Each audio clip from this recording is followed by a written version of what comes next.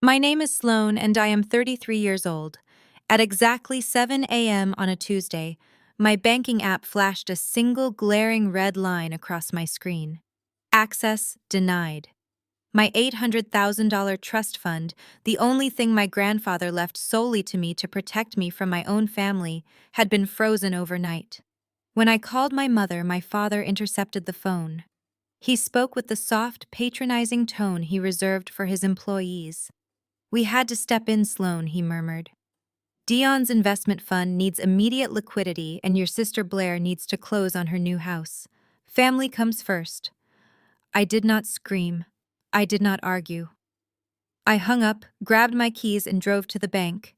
When the branch manager slid a legally notarized power of attorney across the desk, I placed my ID on the counter, pulled out my laptop, and smiled. Before I tell you how a forged piece of paper ignited the total destruction of my family's fake empire, let me know where you are watching from in the comments. Please hit that like button and subscribe if you have ever had to outsmart people who were supposed to protect you. Growing up in Chicago, my parents Richard and Patricia always favored my younger sister Blair. At 29, she calls herself a lifestyle influencer, though she simply burns through our parents' money. Her husband Deon is a 32-year-old African-American man who claims to be a cryptocurrency venture capitalist. My parents adore his flashy business mindset. Meanwhile, my father, who runs a logistics company, views my career as a forensic accountant as dreadfully boring. I track embezzlers and testify in federal court, but to him, I am just a glorified bookkeeper. That is why my grandfather bypassed my parents entirely. He left his substantial trust fund directly to me, ensuring it was for my future, not a bailout fund for Blair. The drive to First Standard Bank took 15 minutes. My father had brazenly admitted to freezing my account, justifying it with his favorite weaponized phrase about family unity. They needed cash for Deon's fund and Blair's house, so they decided to take mine. They assumed I would roll over just like when I was 18, and my father forced me into student loans to bail out Blair's failed ventures.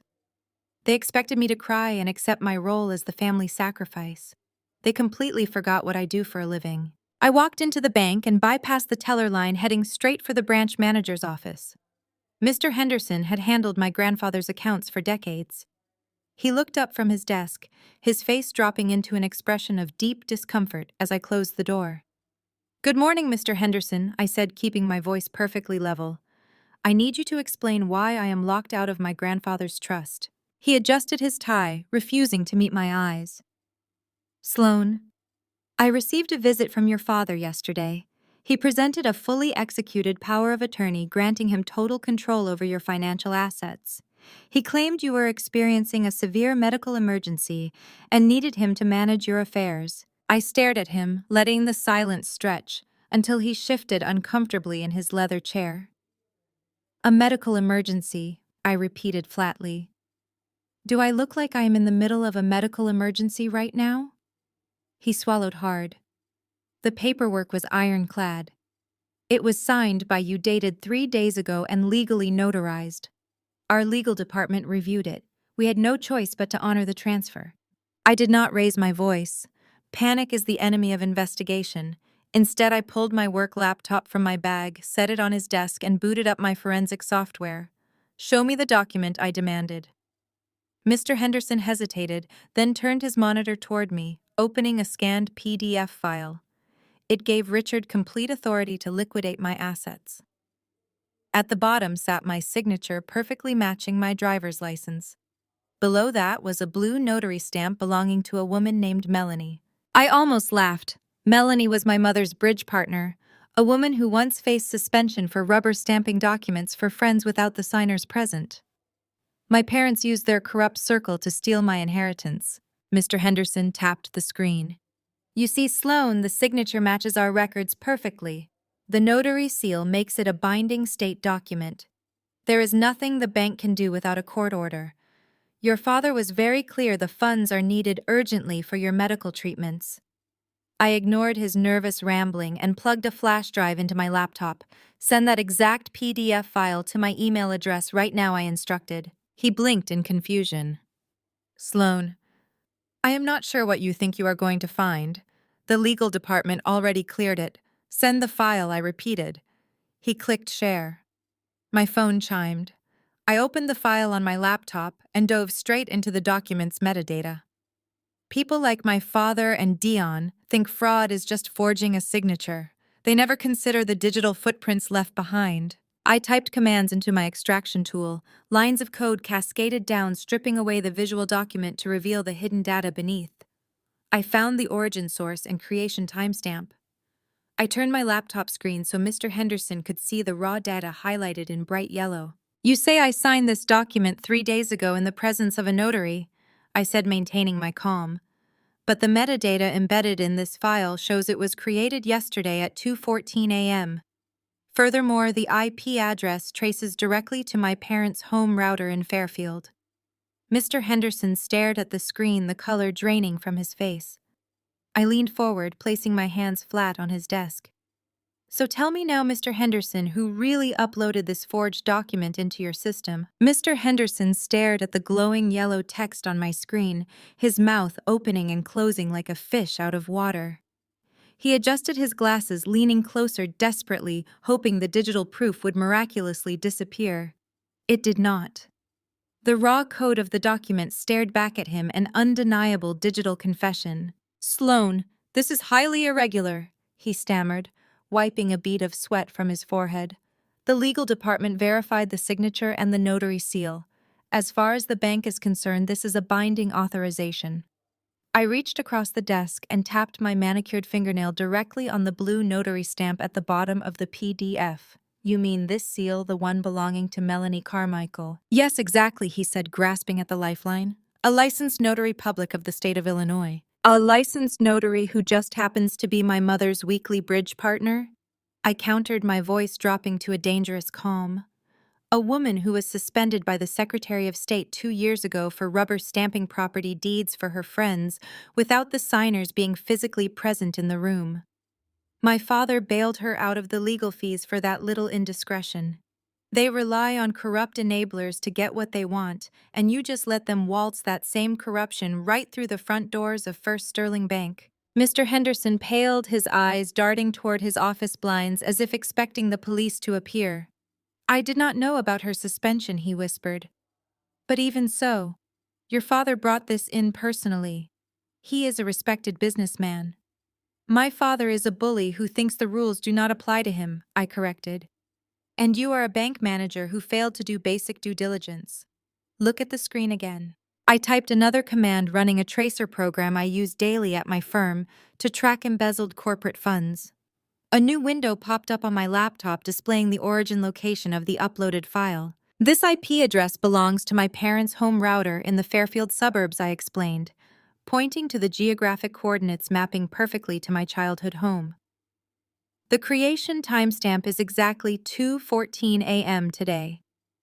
Tell me, Mr. Henderson, does the bank normally process emergency medical power of attorney forms drafted at 2 in the morning from the very person claiming the emergency? Or did my father happen to mention that I was supposedly in a coma while simultaneously operating a PDF scanner in his basement? He rubbed his temples, realizing the massive liability he had just stepped into. I can flag the document for a secondary review by our fraud department. We can keep the account frozen until this is sorted out. I shook my head, my eyes narrowing as I looked closer at his terminal screen. That is the problem. You did not just freeze the account, did you? He froze. What do you mean? What? I stood up, walking around his desk to look directly at the bank's internal ledger glowing on his monitor. When I checked my app this morning, it said access denied. It did not say the funds were in a holding state. You told me my father froze it, but a power of attorney is not a freeze order. It is a transfer of control. Before he could stop me, I reached over his shoulder and hit the refresh key on his keyboard. The internal ledger populated, showing the real-time status of my grandfather's trust. The $800,000 was not sitting safely in a locked vault. It was sitting in a staging queue. Status pending wire transfer. I read aloud, my voice echoing in the quiet office. The money is moving. Mr. Henderson scrambled to minimize the window, but I slammed my hand down on his desk, stopping him. Do not touch that mouse. Where is the money going? He slumped back in his chair, defeated. Your father requested an expedited offshore wire. He said it was for an experimental medical treatment facility in the Cayman Islands. They required immediate payment up front. I felt a cold laugh rising in my throat. An experimental medical facility. Right. I pushed him aside slightly and took control of his mouse, clicking on the destination routing number. The receiving account belonged to an entity called Apex Ventures Limited Liability Company. It was not a hospital, it was a shell company, and I knew exactly who owned it. Deon, I whispered. My sister Blair's husband Deon was a smooth-talking grifter who claimed to be a cryptocurrency venture capitalist. He wore designer suits, drove a leased Porsche, and constantly bragged about his massive returns. In reality, he was drowning in debt, bouncing from one failed scam to another. He had spent the last 6 months trying to convince my father to invest in his new offshore fund. I had explicitly warned my father that Deon was running a Ponzi scheme, but my father always valued the appearance of wealth over actual financial literacy. Deon looked the part, so my father trusted him blindly. Now my father was using my trust fund to finance Deon's fake empire, and they were using my sister Blair's supposed need for a new house as the emotional leverage to justify it. Cancel the wire, I commanded, stepping back from his desk. Cancel it right now. I cannot, Mr. Henderson said, panic returning to his voice. International wires of this magnitude require a 24-hour holding period to clear the Federal Clearinghouse.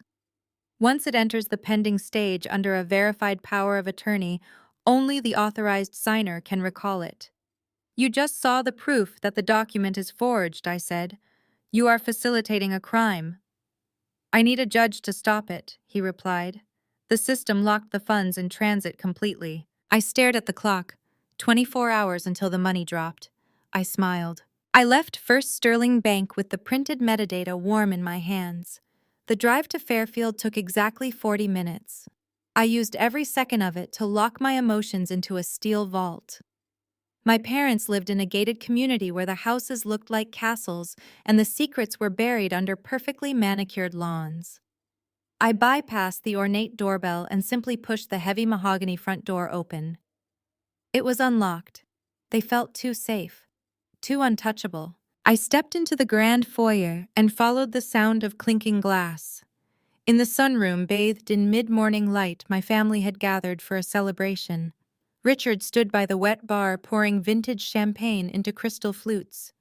Patricia was arranging imported strawberries on a silver platter, humming a cheerful tune. On the plush white sofa sat my sister Blair, glowing with manufactured joy, resting a hand on her barely visible pregnancy bump. Beside her sat Deon, looking like a tech mogul from a magazine cover, in his tailored linen suit and expensive watch. They all froze when I walked in, the celebratory atmosphere shattering instantly. Blair recovered first. She let out a high musical laugh, swirling her mimosa, as if I were a mild annoyance rather than a victim of their theft. Oh, Sloane, she said, her voice dripping with fake pity. I hope you do not mind taking a bus back to the city. Deon is taking me to the dealership to buy my new Tesla today. Family upgrades, you know. Deon offered a smooth, practiced smile, leaning back into the sofa cushions. It is just business, Sloane. My fund needed the capital injection. You were just sitting on that cash, doing nothing with it.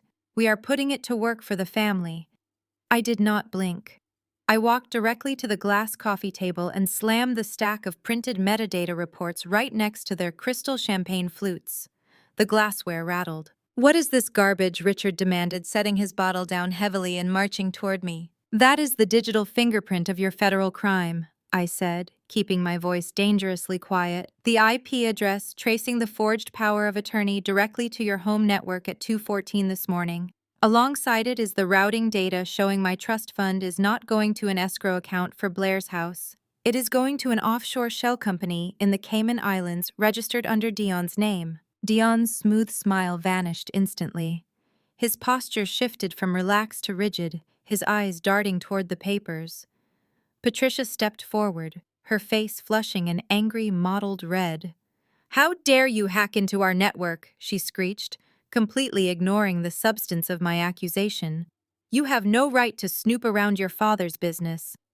I did not hack anything, Mom, I replied, staring her down. I checked my own bank account. The one you stole from me using Melanie as a fake notary. The word stole triggered something violent in my mother. She lunged forward and slapped me hard across the face.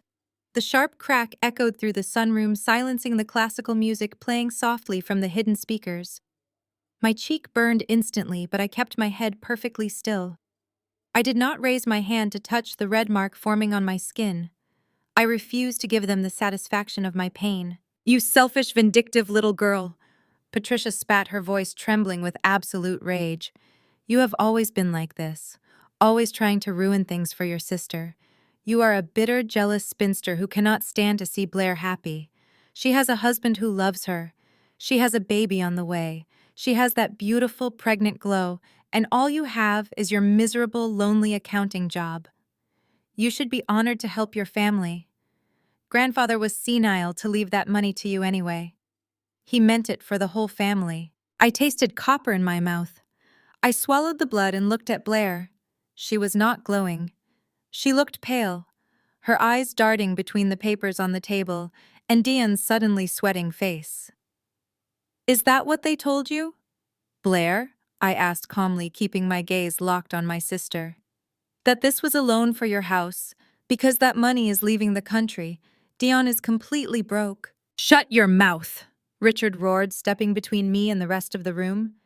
He was a large man accustomed to intimidating his warehouse workers with his sheer size. He glared down at me, his chest heaving with indignation. You think you are so smart with your little computer papers? You think you can march into my house and threaten me? I am not threatening you, I stated, clearly refusing to back down a single inch. I am giving you the facts. The wire transfer is pending. If I walk out that door and call the fraud department with a police escort, you and Deon are going to federal prison for a very long time. Richard let out a booming, arrogant laugh. He reached into his suit jacket and pulled out his smartphone, tapping it aggressively against his palm. You are not going to call the police, Sloane. You are going to sit down, shut up, and do exactly what you are told. He pointed the phone directly at my face. Do you know who I played 18 holes with last Sunday, Marcus Thorne? The CEO of your precious accounting firm. He is a good friend of mine. We sit on the same country club board. He took a step closer, towering over me, his breath smelling of expensive champagne and cigars. I make one phone call right now and tell Marcus that his supposed fraud expert daughter is having a mental breakdown. I tell him you are making psychotic, baseless accusations against your own family and trying to extort us. You will be fired by noon. You will be blacklisted from every major financial institution in the Midwest. Your career will be over before you even reach your car. I stared at him, letting his threat hang in the heavy air of the sunroom. He was entirely serious. He truly believed his country club connections could crush my decade of hard work and professional reputation. He thought I was trapped. Richard reached into his leather briefcase resting on the wet bar and pulled out a single crisp sheet of paper. He slapped it down on top of my metadata printouts and tossed a heavy gold pen beside it. This is a voluntary transfer consent form, Richard commanded, his voice dripping with absolute authority. It legally waives any waiting periods and confirms you authorize the power of attorney. It makes the transaction completely bulletproof. You are going to sign it right now, Sloane. You are going to sign it, and then you are going to leave, and you are never going to bring this up again. Or I will end you professionally and financially today. The heavy gold pen hit the glass table with a sharp clink that echoed in the sunroom. My father stood over me, chest puffed out, wielding his country club connections like a loaded weapon. He genuinely believed that threatening my career would break me. For my entire life, Richard Wilson operated on the assumption that money and intimidation could buy submission. Before I could formulate my response, a large shadow fell over me. Deon stepped forward, inserting himself between me and the exit. He crossed his arms over his chest, his tailored linen suit pulling tight across his shoulders. He used his height to loom over me, attempting to use physical intimidation where my father used professional threats. Listen to your father, Sloane. Deon said, his voice dropping an octave into a low, threatening baritone. You are being completely unreasonable. You sit in your sterile office, crunching numbers all day, hoarding cash you do not even need. You have turned into a selfish corporate drone. Blair and I are building a legacy. We are creating generational wealth, and you are throwing a tantrum over a temporary loan. Family supports family. I tilted my head, looking up at his perfectly groomed beard and the designer sunglasses tucked into his breast pocket. The sheer audacity of his lecture ignited a cold, sharp focus inside me. Selfish! I repeated, my voice steady, slicing through his smooth rhetoric. Is it selfish like how Dad forced me to take out $100,000 in student loans for my master's degree because he had to drain my college fund to bail out Blair's 3 failed lifestyle brands? I paid every cent of that debt myself, while you two sip champagne at 10 in the morning. Blair gasped, clutching her small pregnancy bump defensively. That was venture capital, she shrilled. Startups require initial burn rates. They require actual business plans, Blair, I snapped back. Not $50,000 spent on pink velvet couches for a boutique that never opened. And speaking of fake wealth, let us talk about your generational wealth, Deon.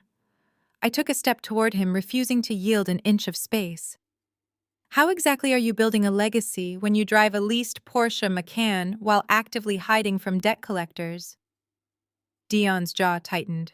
The confident smirk slid right off his face. I continued, raising my voice so my parents could hear every word. I ran a basic public records search on you last month, Deon. You have 2 civil judgments against you in Fulton County, Georgia. Your credit score is practically non-existent. You are wearing a $3,000 suit, but your offshore LLC has 0 operational history. You are not a venture capitalist. You are a grifter looking for a bailout, and you somehow convinced my father to rob me to pay for it. Deon lunged forward, his hands balling into fists, but my father intercepted him, grabbing his shoulder. That is enough! Richard bellowed, his face turning a dangerous shade of crimson.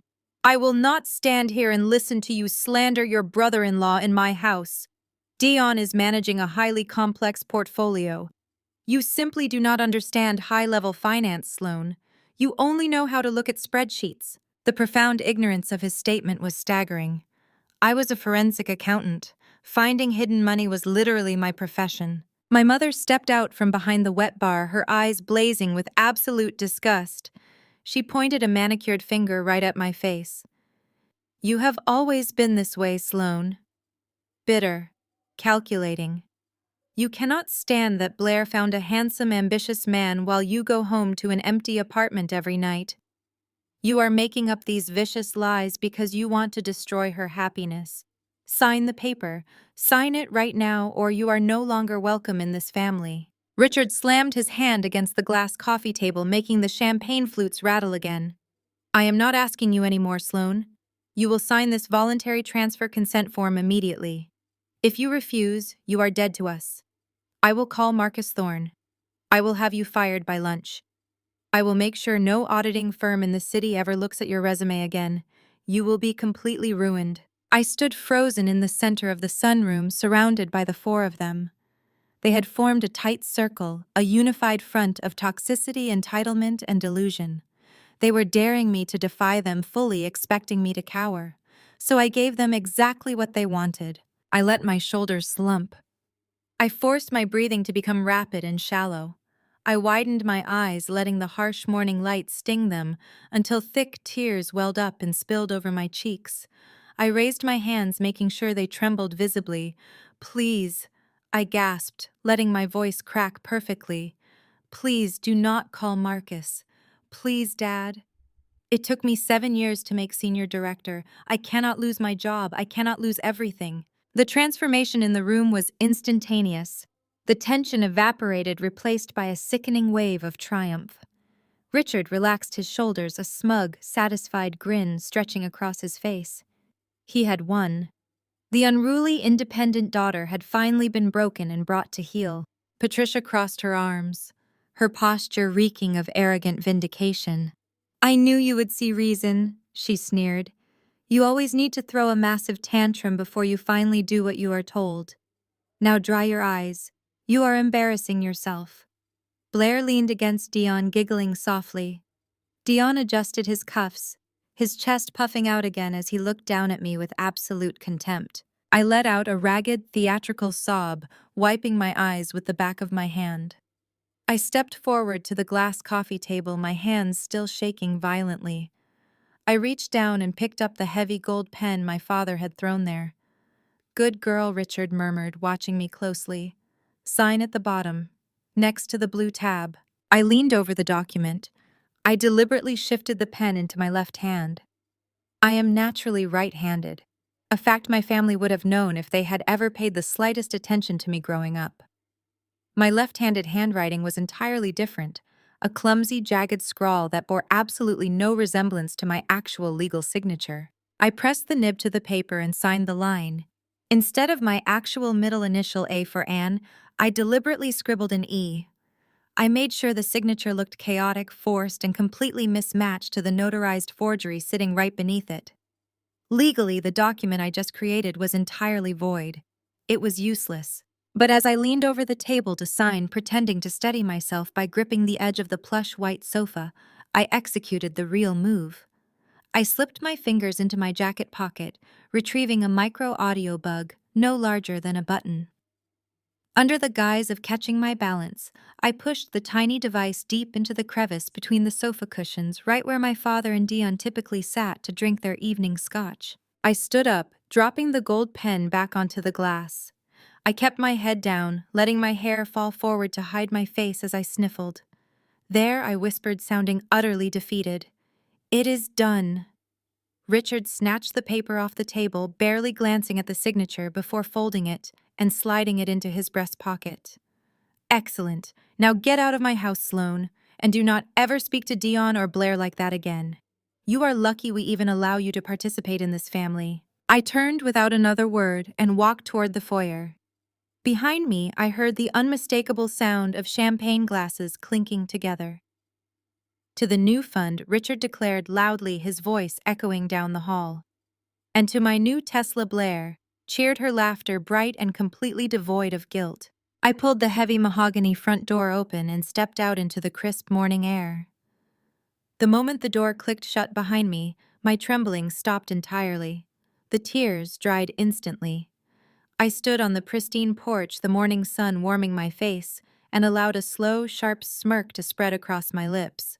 They thought they had just secured $800,000. They thought they had broken me. They had no idea. They had just handed a federal fraud investigator a signed confession and a front-row seat to their entire criminal conspiracy. I walked to my car, pulled out my phone, and connected the Bluetooth to the hidden audio feed. The show was about to begin. I sat in the leather driver's seat of my sedan with the engine running, letting the crisp audio from the hidden microphone wash over the car stereo. I did not drive immediately. I needed to ensure the transmission was stable and the connection was secure. Through the premium speakers, the clinking of crystal and the sharp, arrogant laughter of my family echoed with perfect clarity. I pulled out of the gated community and drove back to my downtown apartment while listening to them dissect my supposed breakdown. Patricia was holding court. She told Richard he was an absolute genius for invoking Marcus Thorne's name. She laughed about how quickly I had folded, mocking the way my hands shook and how pathetic I looked crying over a job. Blair chimed in, her voice muffled slightly as if she were chewing on a pastry. She complained that my tailored suit looked cheap and wondered aloud if I would have to sell my modest condo now that I was officially cut off from the family wealth. They reveled in my defeat. They celebrated the destruction of my boundaries and congratulated themselves on putting me back in my place. I pulled into my secure parking garage just as the audio feed captured the sound of high heels clicking across the hardwood floor. Patricia announced she was taking Blair to the luxury car dealership right now to celebrate. The heavy mahogany front door opened and closed. A heavy, immediate silence settled over the sunroom. I hurried up to my fourth-floor apartment, locked the deadbolt, and threw my keys on the granite counter. I bypassed the kitchen and walked straight into my home office, booting up my primary workstation. I operate a custom multi-monitor setup tailored specifically for complex financial tracing and fraud investigation. I routed the audio bug feed through my noise-canceling headphones to catch every breath and whisper. Then I opened my firm's proprietary international tracking software. While my family thought I was just a glorified bookkeeper pushing numbers around, I was actually a certified fraud examiner with high-level clearance to utilize global banking databases. I typed Apex Ventures Limited Liability Company into the search terminal. The cursor blinked rapidly as the software combed through international corporate registries. Deon had claimed this was a legitimate venture capital fund needing immediate liquidity. My father had parroted the lie about an offshore experimental medical facility to Mr. Henderson at the bank. Neither lie held up to a 5-minute forensic sweep. The search results populated on my screen in stark white text against a black background. Apex Ventures was incorporated exactly 3 weeks ago in the Cayman Islands. It had no physical office, no board of directors, no operational history, and no registered business activities. It was a classic bare-bones shell company. But people like Deon never stop at one shell. They layer their entities to confuse amateur auditors and slow down banking compliance checks. I dug deeper, running a comprehensive cross-reference on the registered agent associated with Apex. The agent was a corporate service provider notorious for setting up blind trusts for high-risk clients. I initiated a tracing protocol on the receiving account routing number Mr. Henderson had shown me on his monitor.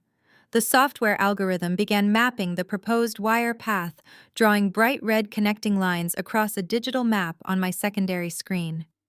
The money was not going to sit in Apex Ventures. The routing instructions dictated an immediate automated transfer upon receipt. From Apex, the $800,000 was scheduled to bounce to a second shell entity called Horizon Holdings located in the British Virgin Islands. From Horizon, the software projected the funds would fragment into a dozen smaller randomized wire transfers, ultimately funneling into a third holding company based in Cyprus. This was a textbook laundering maneuver known as layering. You do not bounce legitimate real estate escrow funds across 3 different Caribbean and Mediterranean tax havens to close on a suburban house. Deon was not buying Blair a Tesla or a new mansion. He was not investing in a new cryptocurrency startup. He was desperately hiding money. And he was using my inheritance to build his firewall. I turned my attention back to the audio feed playing through my headphones. The silence in the sunroom had finally been broken. The cheerful clinking of champagne glasses was gone, replaced by the heavy aggressive thud of a crystal decanter hitting the glass table.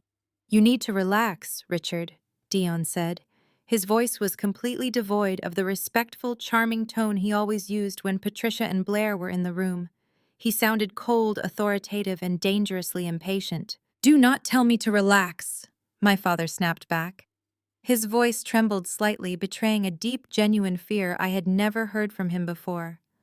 "I just blackmailed my own daughter. I committed felony wire fraud. If she actually calls Marcus Thorne, or if she goes to the police, my entire logistics company will be dragged into a federal investigation.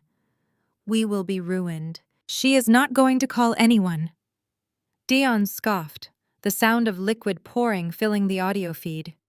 "You saw her. She is weak. She folded exactly like you said she would. By tomorrow morning, the funds will be cleared and moving through the Cyprus accounts. It will be completely untraceable." My father paced the floor. The heavy thud of his leather shoes resonated through the microphone. "I do not like this, Deon. This was supposed to be a simple capital loan from the business accounts. Now we are stealing from Sloane's trust." The bank manager looked terrified. "If the federal regulators flag that expedited wire, we are both going down." I leaned closer to my monitor, my heart hammering against my ribs. My father was not a naive victim of Deon's smooth talking. He was an active, terrified participant. They were deeply entangled in something far more sinister than a failed lifestyle brand or a leased luxury car. "I am warning you." Richard Deon's voice dropped to a lethal, quiet whisper. "You better pray that bank manager pushes it through the federal clearinghouse today. You do not get to panic now. You do not get to have a sudden crisis of conscience. I am the one taking all the risk." My father shouted, his composure shattering entirely. "It is my name on that forged power of attorney. It is my relationship with the bank on the line. You took the risk the moment you let me cook your logistics company books last year." Deon fired back, his voice dripping with absolute malice. Do not play the victim here. We are tied together. If this wire does not clear by Friday, the IRS auditors are going to put you in federal prison, old man. You owe me. Federal prison. The words echoed in my ears, sharp and metallic through the noise-canceling headphones. I sat perfectly still in my ergonomic chair, staring at the dual monitors of my workstation. The hostility in Deon's voice had stripped away every layer of his curated venture capitalist persona, revealing the panicked, cornered animal underneath. He was not asking his father-in-law for a favor. He was threatening a co-conspirator. I immediately minimized the international wire tracing software. The Cayman Islands shell companies and the Cyprus routing numbers were just the destination. I needed to understand the origin of the panic. I opened a new encrypted terminal window and bypassed standard search engines, logging directly into my firm's proprietary corporate background database. I needed a complete, unvarnished look at the financial architecture of my father's empire. I typed in Wilson Freight and Logistics. The screen flooded with data. For my entire life, my father had wielded his company like a blunt instrument, using it to bludgeon our family into submission. He constantly boasted about his fleet of trucks, his massive warehouse contracts, and his unmatched business acumen. He used his supposed wealth to excuse his cruelty. I began pulling the public filings, state tax records, and vendor credit reports. It took less than 10 minutes to dismantle his 30-year illusion. Wilson Freight was functionally bankrupt. The financial metrics bleeding across my screen were catastrophic. His primary shipping contracts had dried up over a year ago. His commercial lines of credit were entirely exhausted. He had a staggering number of accounts payable that were past 90 days overdue.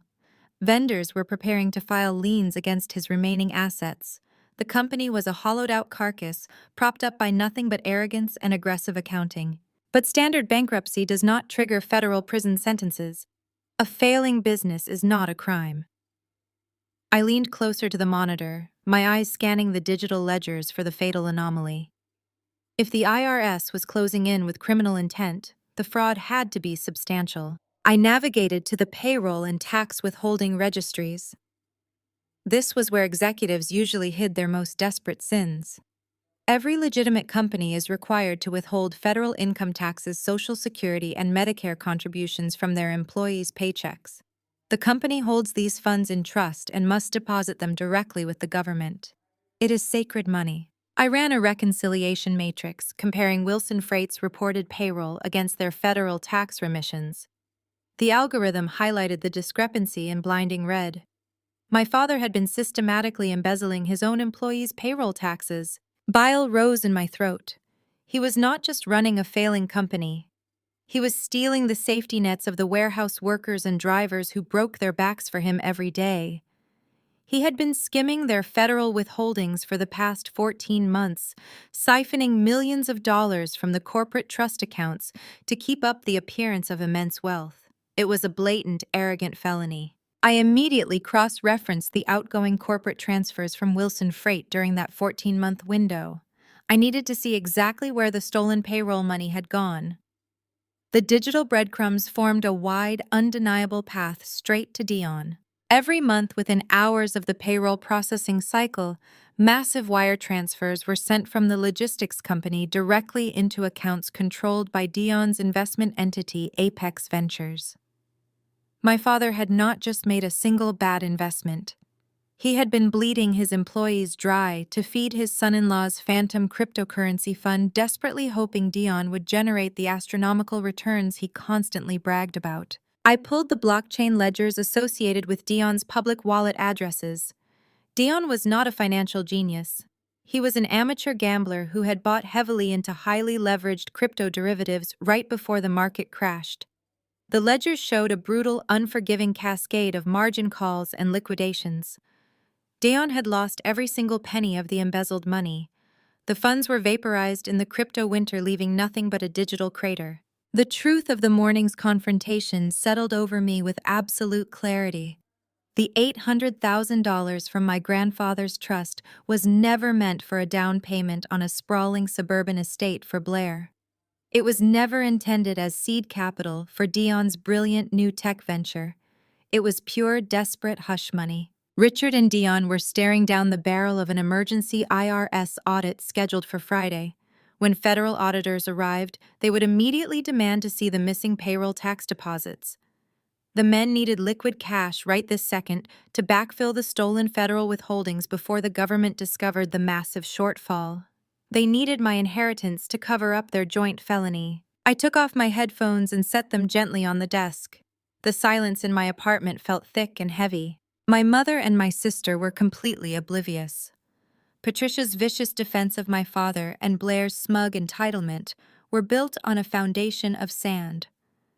Richard and Deon had spun a brilliant, manipulative cover story, convincing their wives that I was simply a bitter, selfish obstacle standing in the way of their grand family expansion. They had weaponized Patricia's disdain for me and Blair's greed, using them to execute the emotional extortion required to secure my signature. The men were playing them like absolute fools to save themselves from wearing federal jumpsuits. My phone suddenly vibrated against the wooden surface of my desk, jarring me out of my thoughts. The screen lit up with a new text message. I picked up the device. It was a message from Blair. She had sent a glossy, high-resolution photograph of herself standing in front of a sprawling, multi-million-dollar estate with a manicured circular driveway. She was wearing designer sunglasses, resting her hand on her pregnant belly, while a smartly dressed real estate agent smiled enthusiastically in the background. Below the picture was a text. Shopping for mansions.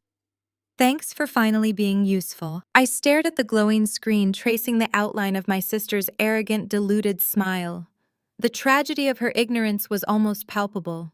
She thought she was stepping into the upper echelon of generational wealth.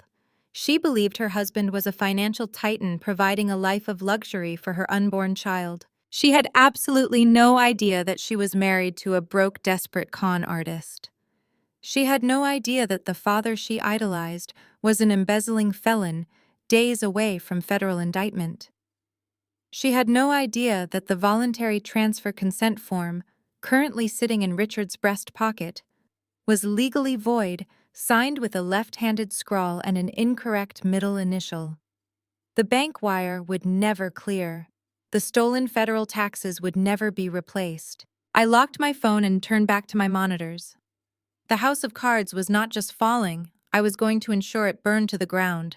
I grabbed the thick stack of printed ledgers, the IP metadata logs, and the blockchain tracking reports, shoving them all into a heavy leather satchel. My phone vibrated again, buzzing angrily against the granite countertop. I ignored it. I needed federal jurisdiction, and I needed it before the bank flagged my intentionally butchered signature and halted the entire transaction. The Silver Skillet Diner sat on the industrial edge of the city, a neon-lit relic that catered mostly to third-shift factory workers, long-haul truckers, and insomniacs. It was loud smells of grease and stale coffee, hanging thick in the air, making it the perfect place to meet a federal agent without running into anyone from my father's elite country club circle. I slid into a cracked red vinyl booth at the very back facing the entrance and ordered a black coffee. 10 minutes later, the bell above the door chimed and David Ross walked in. David was a senior agent with the FBI White-Collar Crime Division. We had spent 2 grueling years together on a joint task force dismantling a corporate syndicate that used fake charities to launder money. He was sharp, relentless, and completely immune to the kind of wealthy intimidation my father thrived on. He slid into the booth opposite me, waving off the waitress with a polite shake of his head before turning his assessing gaze my way. "You said it was an emergency," David began, keeping his voice low, as he leaned across the sticky Formica table. "You also said you had a slam-dunk case of federal wire fraud ready to be wrapped with a bow." I unclasped my satchel and pulled out the manila folder, sliding it across the table. "I do. But the targets are Richard Wilson and Deon Vance, my father and my brother-in-law." "Yo." David paused, his hand hovering over the file. He looked up at me, his brow furrowing. He knew exactly who my father was. During our task force days, David had been subjected to countless stories about my family's dynamics. "Your father still thinks you just tally receipts for a living?" David asked, a wry smile touching the corners of his mouth as he opened the folder. Still calling you a glorified bookkeeper at Thanksgiving dinners. He used to tell anyone who would listen that you lacked the killer instinct required for real business. He thinks I am a spineless corporate drone, I replied, taking a sip of the bitter diner coffee. He has absolutely no idea that my firm contracts me out to your division. He thinks numbers are just boring little things you put on a tax return or a balance sheet. He thinks high-level finance is a boys' club. I smiled, tapping the top page of the printed IP metadata. I am going to show him how those boring little numbers turn into a federal indictment. David began flipping through the pages, his eyes tracking the highlighted rows of data. I watched his expression shift from casual interest to absolute professional focus. I walked him through the entire scheme, laying out the timeline piece by piece. I explained how my father's logistics company was a hollow shell, functionally bankrupt and drowning in vendor debt. I showed him the internal reconciliation matrix that proved Richard had been systematically embezzling his own employees' payroll taxes for 14 months. I pointed out the exact dates and times the stolen federal withholdings were wired directly into accounts controlled by Deon's investment entity. Deon lost it all. I explained, pointing to the blockchain tracking reports. He bought heavily into highly leveraged crypto derivatives right before the market crashed. The ledgers show a brutal cascade of margin calls. The embezzled money is gone. Vaporized. David let out a low whistle, shaking his head. And let me guess. The IRS is coming knocking. Friday morning, I confirmed. My father is facing an emergency audit. When the federal auditors arrive, they will demand to see the missing payroll tax deposits. Richard and Deon need liquid cash right this second to backfill the stolen federal withholdings before the government discovers the massive shortfall. That is where I come in. I explained the forged power of attorney, the fake notary stamp from my mother's bridge partner, and the morning confrontation in the sunroom. I told him how they used Blair's pregnancy and a supposed new house as a cover story to steal my $800,000 trust fund. It is pure hubris and desperation, David murmured, tracing the routing numbers with his pen. They are routing your trust fund through 3 different shell companies in the Cayman Islands and the British Virgin Islands before dropping it into a Cyprus holding account. It is classic layering. They think they can wash the money offshore and bring it back clean to pay off the IRS. They think they have won, I said, leaning back against the vinyl booth. But I purposefully botched the signature on the voluntary transfer consent form they forced me to sign. I used my left hand and an incorrect middle initial. Mr. Henderson at the bank is a coward, but the internal fraud software will catch the signature mismatch. The bank will reject the transfer, panic will set in, and then you can take this file to the U.S. attorney and arrest them for attempted theft and embezzlement. David stopped writing. He slowly put his pen down and looked up at me, his expression suddenly grim. Sloane, if the bank rejects that form due to an invalid signature, the money never actually moves.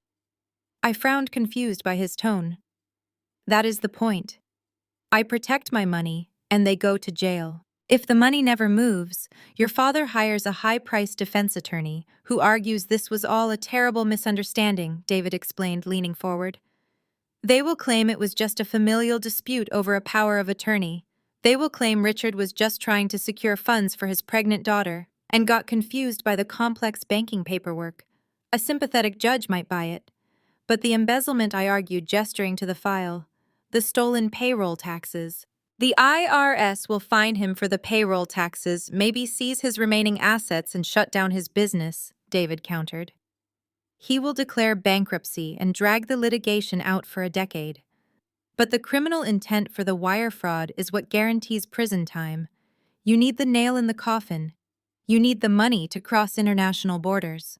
I stared at him, the realization settling like a stone in my stomach. You are telling me I have to let them take it. If you cancel the wire now or let the bank reject the signature, it remains a family dispute. David warned, his voice dropping to a serious, unyielding register. But if you call your bank manager right now and verbally authorize the transfer, overriding your botched signature, the funds will wire out.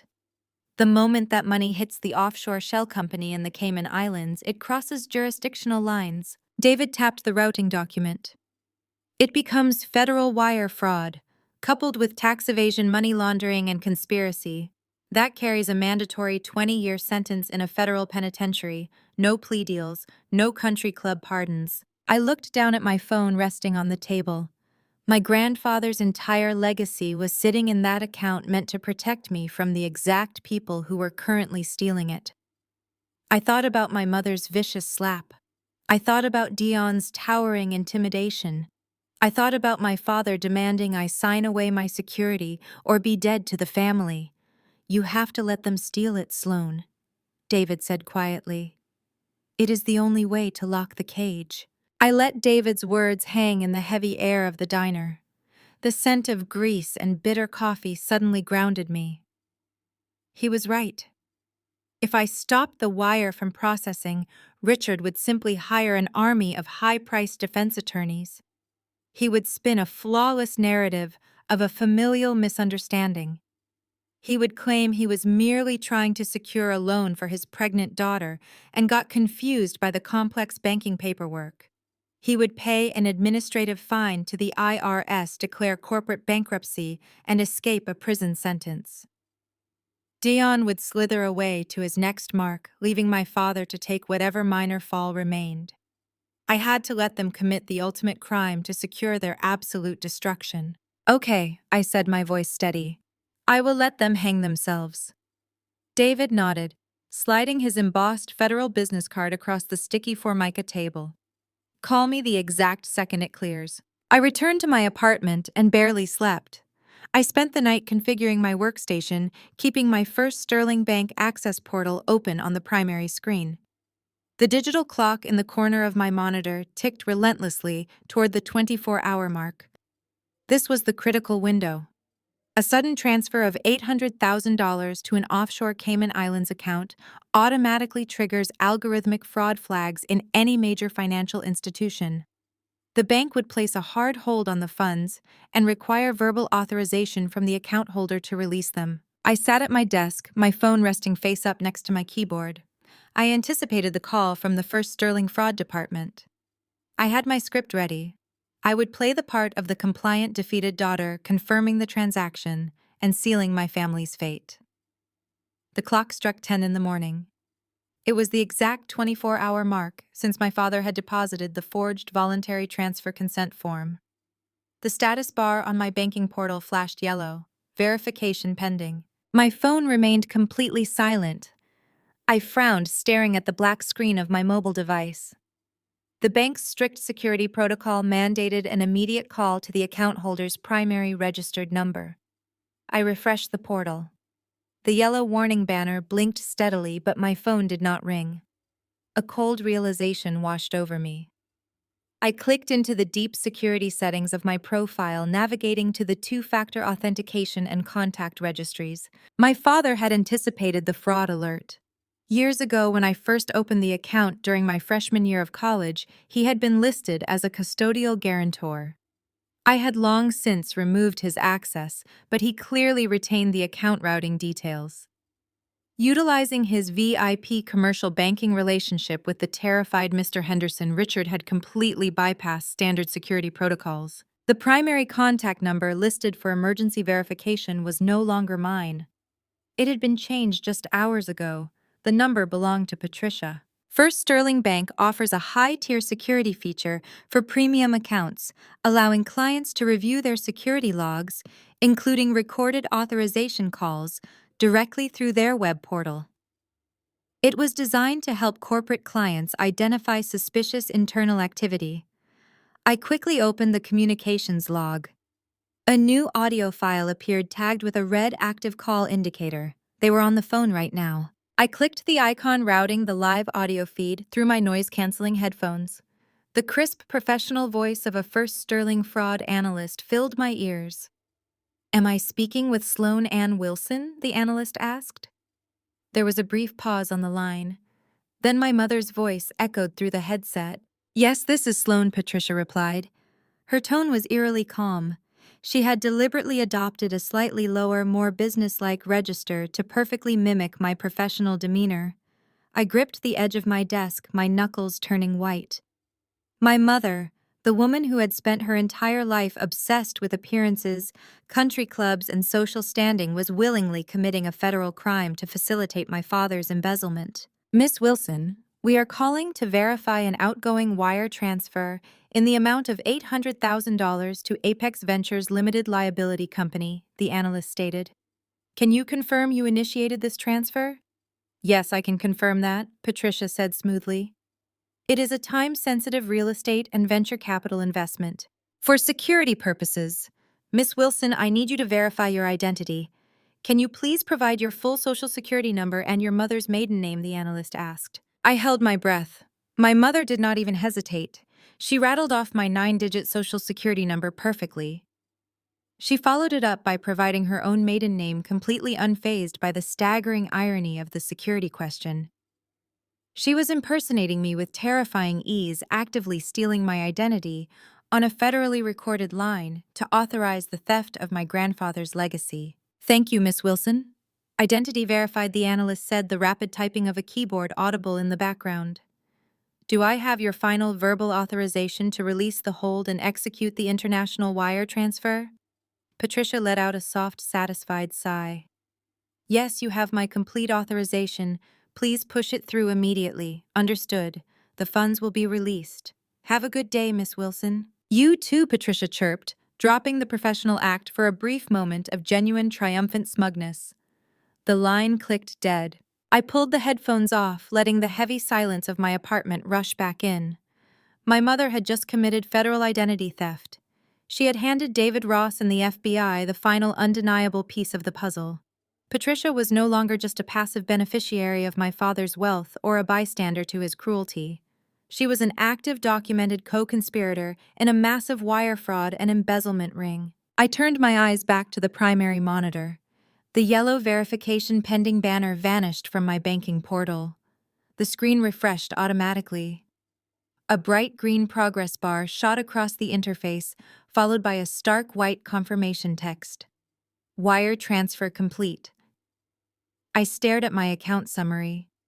The $800,000 dropped from the ledger. The bold black numbers updated in real time. Available balance $0. I leaned back in my ergonomic chair, a cold, predatory smile stretching across my face. My family thought they had just ruined me. They thought they had secured their luxurious future. They had absolutely no idea the trap was officially sprung. The $800,000 had officially vanished into the offshore ether, setting a ticking clock on Richard and Deon's inevitable destruction. With the stolen funds temporarily masking their embezzlement trail, they wasted absolutely no time playing their part. 3 days later, the trap began to tighten around them, though they were too busy celebrating to notice. Deon and Blair decided to host an extravagant investment gala at the Grand Langham, one of Chicago's most elite 5-star hotels. This was not just a party. It was a calculated theatrical performance designed to solicit new victims for Deon's fictitious venture capital fund and to reassure Richard's wealthy logistical clients that the family empire was thriving. I was sitting at my kitchen island sipping black coffee when my phone vibrated against the granite counter. A message from my mother illuminated the screen. I opened it to find a high-resolution photograph taken in the Langham's gilded lobby. Patricia, Richard, Blair, and Deon stood shoulder to shoulder, dripping in newly purchased haute couture. My mother wore a custom-beaded gown while Blair proudly showcased her baby bump in a silk designer wrap. The men wore bespoke tuxedos paid for by my hijacked inheritance and stolen employee tax withholdings. Beneath the photo, Patricia had typed a message specifically designed to twist the knife. Celebrating our family's massive success tonight. Do not even think about showing up to ruin Blair's moment. We gave your name and photo to the hotel's head of security. You are permanently banned from the premises. Stay in your apartment where you belong. I stared at the image, analyzing the sheer arrogance radiating from their smiles. They had stolen my money, committed federal wire fraud, committed identity theft, and were currently hosting a party to flaunt it in front of Chicago's elite. They assumed banning me from the hotel would keep their pristine illusion intact. They clearly did not understand how corporate leverage worked. I set down my coffee mug and walked into my bedroom. I had anticipated this exact level of hubris. I pulled a garment bag from the back of my closet and unzipped it, revealing a stunning floor-length crimson evening gown. It was sharp, elegant, and commanded immediate attention. I paired it with a simple diamond necklace and styled my hair in sleek, loose waves. I was not going to crash their party like a desperate, discarded daughter. I was going to attend as the architect of their downfall. An hour later, I stepped out of a black town car and walked through the revolving brass doors of the Grand Langham. The lobby was a masterpiece of crystal chandeliers and imported marble. The sounds of a live jazz quartet drifted from the main ballroom down the hall. I approached the grand staircase leading to the event spaces, my heels clicking confidently against the polished stone. "Excuse me, ma'am." A man in a sharp black suit stepped directly into my path. He had an earpiece coiled around his neck and a printed manifest on a clipboard. He looked at my face, then glanced down at a printed photograph clipped to his board. It was a terrible, unflattering picture of me from a family dinner 5 years ago. "I am sorry, but you are Sloane Wilson, correct?" he asked, his tone polite but rigid. "I have strict instructions from the event hosts. You are not permitted on the event floor or anywhere on the hotel premises. I am going to have to ask you to leave immediately." I did not flinch. I did not raise my voice. I simply reached into my silver clutch and withdrew a heavy, embossed black keycard attached to a leather lanyard. I held it up so the overhead chandelier light caught the silver foil of my firm's logo. "I am Sloane Wilson, Senior Forensic Director for Apex Auditing Partners," I said, keeping my voice crisp and authoritative. "My firm oversees the compliance audits for Langham Hospitality Group International. I am not here as a guest of the Wilson event. I am here conducting an unannounced site inspection of your administrative infrastructure. If you block my access, I will note the compliance failure in my report to your corporate board tomorrow morning. Your general manager will be looking for a new job by noon." The security guard's eyes widened as he stared at the black card. The arrogance evaporated from his posture. He recognized the corporate logo and understood exactly what kind of power it represented. Hotel security answered to management, but management answered to the auditors.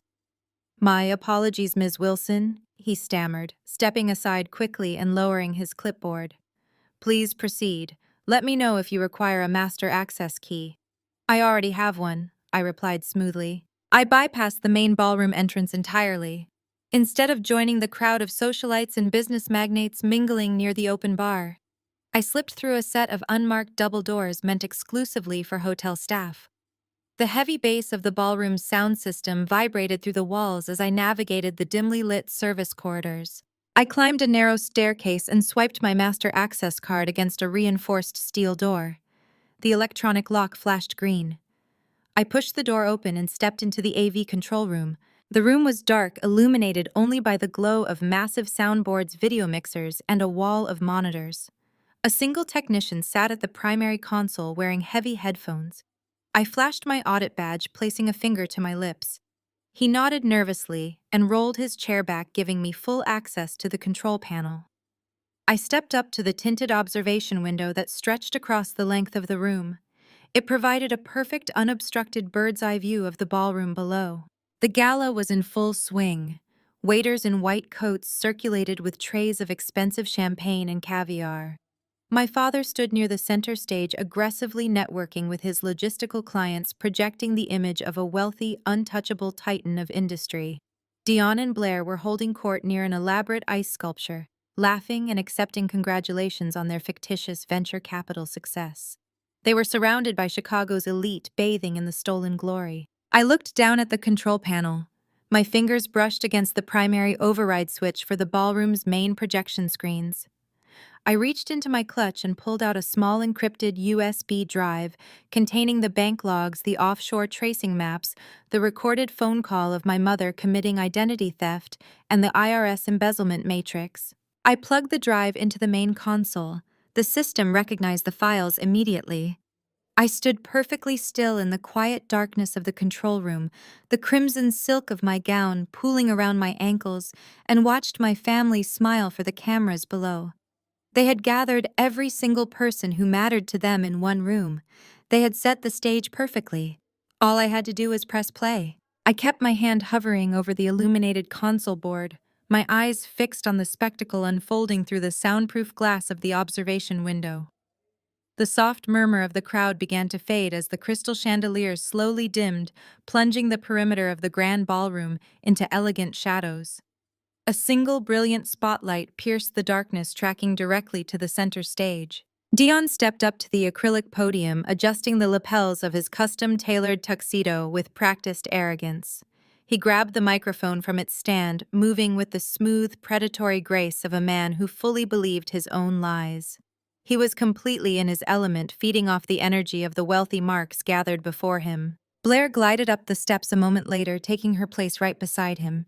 She wore a clinging emerald silk maternity gown that perfectly accentuated her pregnancy, her neck heavy with diamonds that she had undoubtedly charged to my stolen trust fund. She rested a manicured hand gracefully on her baby bump, projecting the ultimate image of a thriving, affluent matriarch. "Thank you all for being here tonight," Deon began, his deep, resonant voice echoing flawlessly through the state-of-the-art sound system. He flashed a brilliant, blinding smile. "We have gathered the finest minds, the sharpest innovators, and the most seasoned veterans of Chicago's business elite under one roof. Looking out at this crowd, I see more than just potential investors. I see visionaries." I watched from the shadows of the AV booth as my father Richard stood in the front row, puffing out his chest. He clapped loudly, subtly nudging the CEO of a major Midwest shipping conglomerate standing next to him. Patricia stood beside Richard, her face a mask of supreme, untouchable pride. They were selling the illusion beautifully. "Tonight is about the future." Deon continued, pacing slowly across the stage, completely owning the space. "For the past year, Apex Ventures has operated quietly in the shadows. We have been moving capital, identifying disruptive market trends, and executing aggressive acquisition strategies. People often ask me what the secret to my success is. They want to know the magic formula." Deon paused for dramatic effect, letting a soft, self-deprecating chuckle escape the microphone. "I tell them there is no magic," he said smoothly. "It requires relentless discipline, an unwavering stomach for risk, and quite frankly, genius financial instincts. We do not just chase the market at Apex Ventures, we command it. That is why I am incredibly proud to announce that in our third quarter alone, my fund has generated a staggering 200% return on investment." A wave of impressed murmurs washed over the ballroom. Several men in expensive suits nodded in genuine respect. Deon was hooking them. He was using the sheer fabricated scale of his imaginary success to blind them to the lack of actual financial disclosures. He was building the ultimate emotional foundation so he could casually solicit actual liquid cash from these people. Later in the evening, cash he desperately needed to backfill the stolen payroll taxes before the federal auditors arrived at Richard's logistics firm. "My wife Blair and I are building an empire," Deon said, reaching out to pull Blair against his side. She smiled radiantly for the flashing cameras. "We are building a legacy for our growing family, and tonight we are officially opening the doors of Apex Ventures to exclusive outside capital. We are inviting you to join us at the summit."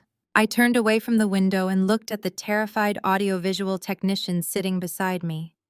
He was sweating profusely, his eyes darting between my severe crimson gown, my high-level corporate audit badge, and the complex digital interface of the primary control board. He knew something was wrong, but the hierarchical terror of corporate protocol kept him paralyzed in his leather chair. I did not ask for his permission. I reached across the desk and engaged the manual override sequence for the main visual feed. On the massive 20-foot LED screen, directly behind Deon and Blair, the slick gold-embossed Apex Ventures logo was slowly spinning in a seamless digital loop. I dragged the cursor on the workstation monitor, selected the encrypted folder from my inserted USB drive, and pulled the first file directly into the live broadcast queue. I hit the primary execution key. Down in the ballroom, the massive golden logo abruptly halted mid-spin. The flawless digital display glitched violently. A harsh, jagged line of static ripped across the enormous LED screen, sending a sharp burst of audio feedback shrieking through the ballroom speakers. The sudden noise caused several guests in the front row to flinch and cover their ears. The elegant atmosphere shattered instantly. Deon stopped mid-sentence, his perfectly crafted smile faltering. He frowned, tapping the top of his microphone, clearly assuming the hotel's wireless system was failing. "Just a minor technical hiccup," Deon said smoothly, attempting to charm his way through the interruption. "It seems our visual presentation is as disruptive as our investment strategy." A few polite chuckles drifted from the audience, but the unease was already settling into the room. Deon cast a furious, impatient glare up toward the tinted glass of the AV booth, expecting to see a frantic technician scrambling to fix the logo. He could not see me standing in the dark, my hand resting firmly on the control deck. The screen behind him went completely pitch black. The entire ballroom held its breath, waiting for the golden apex logo to return. Instead, a brilliant, glaring white light suddenly flooded the stage, casting harsh shadows across Deon and Blair's faces. The projector rendered the new image in crystal clear, high-definition resolution. It was not a corporate logo. It was not an investment portfolio. It was a massive, brightly colored pie chart that completely dwarfed the two of them on stage. The vibrant red and yellow graphics broke down a series of catastrophic, heavily leveraged cryptocurrency, liquidations, margin calls, and defaulted loans. But it was the bold, undeniable black text at the very top of the screen that locked the room in absolute paralyzing shock. The title read, "Deon's actual net worth minus $450,000. A collective intake of breath sucked the oxygen out of the Grand Langham ballroom. The clinking of crystal champagne flutes ceased instantly. The jazz quartet froze mid-measure, the cellist's bow hovering awkwardly above the strings. Every eye in the cavernous gold-leafed hall was glued to the massive LED screen. The glaring pie chart illuminated the room in harsh, unforgiving light, completely destroying the illusion of wealth Deon had so carefully cultivated. Deon whipped his head around. He stared at the screen, his perfectly groomed features slackening into an expression of utter, uncomprehending horror. He blinked rapidly, desperately trying to compute the massive negative integer suspended above his head. He tapped the microphone against his palm, producing a dull, heavy thud that echoed into the silence. I stepped out of the shadows of the audiovisual booth and pushed open the glass door leading to the Juliet balcony overlooking the main floor. The crimson silk of my gown caught the ambient light as I walked to the edge of the carved marble railing. I held a wireless microphone in my right hand, having synced it directly to the primary soundboard. "Good evening, everyone," I said, my voice projecting smoothly through the overhead speakers, cutting through the stunned quiet with absolute authority. "Welcome to the Real Apex Ventures." The crowd gasped, a wave of shock rippling through the sea of tuxedos and designer gowns. Heads snapped upward, searching for the source of the voice. Hundreds of wealthy investors, socialites, and industry titans turned their faces toward the balcony, their expressions morphing from confusion to morbid fascination. My mother spotted me instantly. Her custom-beaded gown sparkled as she lunged forward, pointing a trembling manicured finger up at the balcony. "Security!" Patricia shrieked, her voice shrill and entirely devoid of its usual country club refinement. "Get her out of here! She is trespassing! Security! Remove this woman immediately!" Two hotel guards near the entrance took a tentative step forward, but they hesitated. I leaned over the railing, my posture relaxed, projecting total control. "The hotel security works for the corporate management group," Patricia Weiss stated calmly, making sure every syllable echoed across the room. "And management answers to their auditors. I am the auditor. I am not going anywhere until these people understand exactly whose money paid for the caviar they are currently eating." Richard scrambled toward the edge of the stage, his face flushed a dangerous mottled purple. "Sloane, turn that screen off right now!" he bellowed, dropping his polished executive persona. "You are having a mental breakdown. Nobody listened to her." But the crowd was absolutely captivated. The wealthy elite rarely get to witness a live corporate execution, and no one was looking away. I tapped a button on the wireless remote in my left hand. The screen behind Deon shifted. The pie chart vanished, replaced by a high-resolution scan of digitized court dockets and certified financial judgments. "Let us talk about my brilliant brother-in-law," I said, pacing slowly along the balcony railing. "You claim 200% returns. Then why do these court records show you owe $150,000 in back child support to two women in Atlanta?" The silence in the ballroom became deafening thick with impending catastrophe. "That is right," I continued, my voice unyielding as I read the facts into the public record. "Deon Vance is not a venture capitalist. He is a con artist who filed for Chapter 7 bankruptcy less than 3 years ago. He targets wealthy families, leverages their assets to cover his disastrous crypto losses, and washes the funds through offshore shell companies. He does not have a proprietary investment algorithm. He just has a very expensive tailor." I clicked the remote again. The screen transitioned to the wire transfer logs from First Sterling Bank. The routing numbers, the Cayman Islands destination accounts, and the exact timestamp of the $800,000 transaction were displayed for everyone to see. "And the seed money for this grand new venture?" I asked, gesturing down at Richard, who was now sweating profusely through his bespoke tuxedo. "It was stolen." Richard drained his own employees' federal tax withholdings to prop up a functionally bankrupt logistics firm. When the IRS scheduled an emergency audit for tomorrow morning, they became desperate. They forged a power of attorney and committed federal identity theft on a recorded bank line to hijack my trust fund. This entire gala is financed by stolen money. On the stage, the illusion finally shattered. Blair had been standing frozen beside Deon, her hand resting protectively over her pregnant stomach. She stared up at the massive screen, her eyes darting between the court records and the bank logs. The reality of the situation crashed over her in a brutal, suffocating wave. The wealthy, successful husband she had flaunted to her country club friends was a complete fabrication. Her entire life was a grift. Her fingers went slack. The crystal champagne flute slipped from her grasp, plummeting to the stage and shattering into 100 glittering pieces. The sharp crash echoed loudly through the microphone Deon was still clutching. Blair turned to Deon, her face completely drained of color. Her voice trembled, cracking under the weight of absolute horror.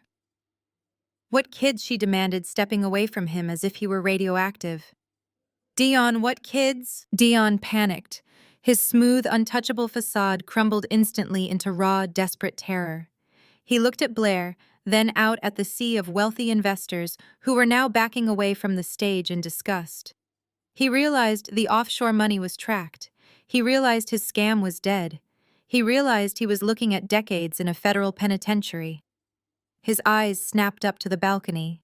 The charismatic venture capitalist vanished, replaced by a cornered, violent animal, his face twisted in rage. "You ruined everything!" Deon roared.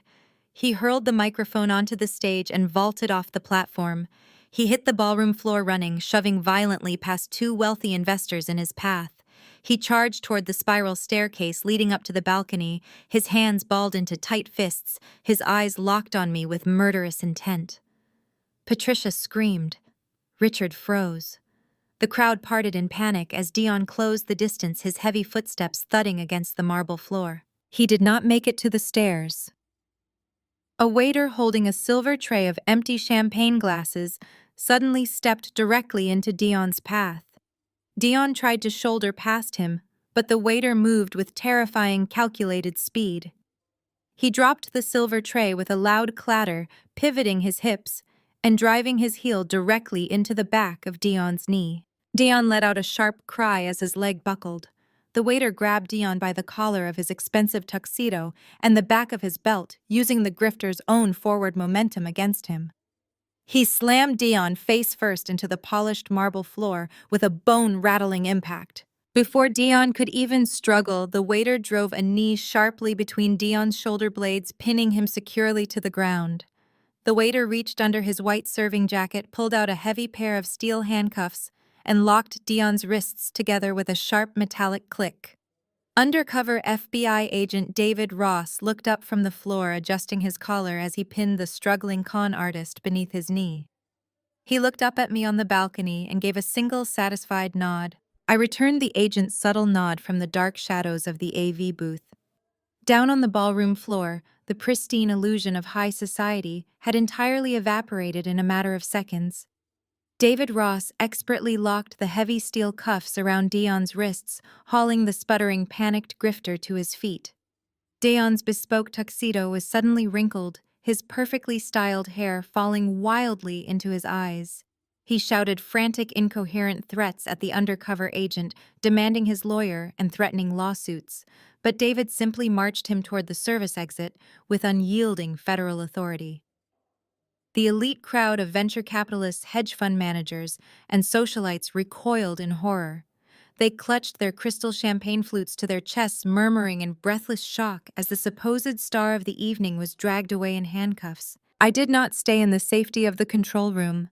I had not meticulously orchestrated this entire operation just to hide behind a tinted pane of glass while the empire fell.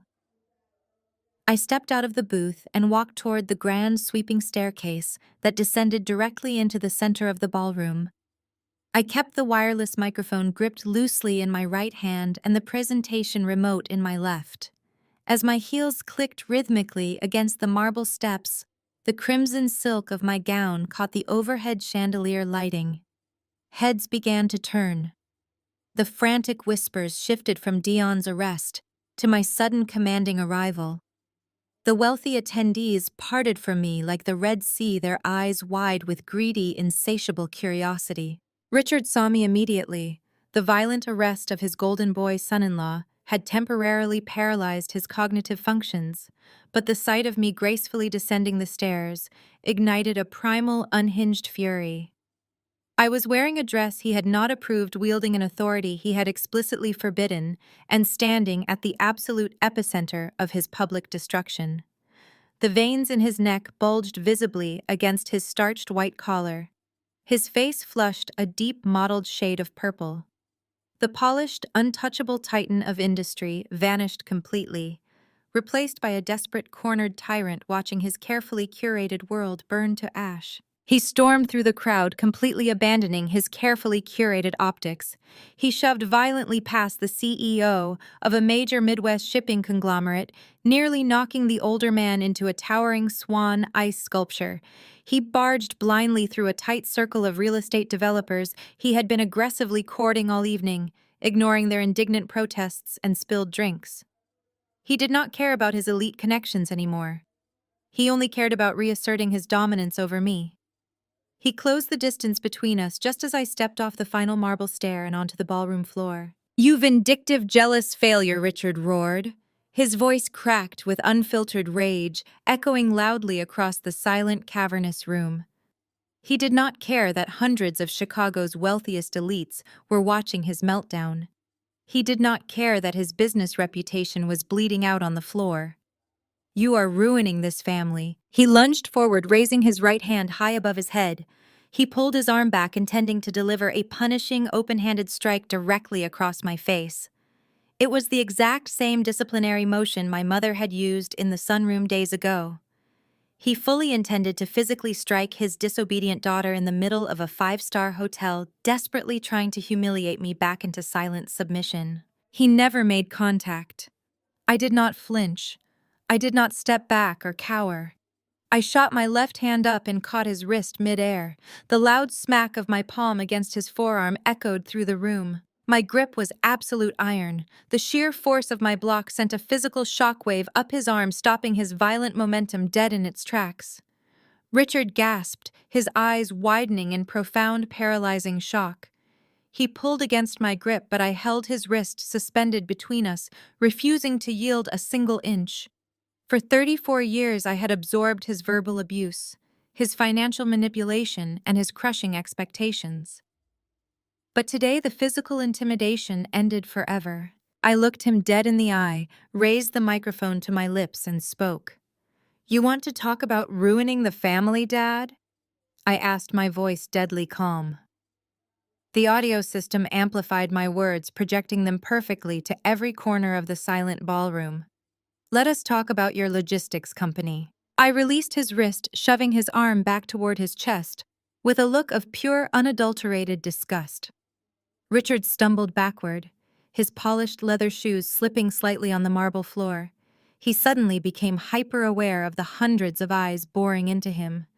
Patricia was weeping near the open bar, her socialite facade utterly destroyed, but Richard could only stare at me in escalating panic. "You spent your entire life telling these people I was a glorified bookkeeper."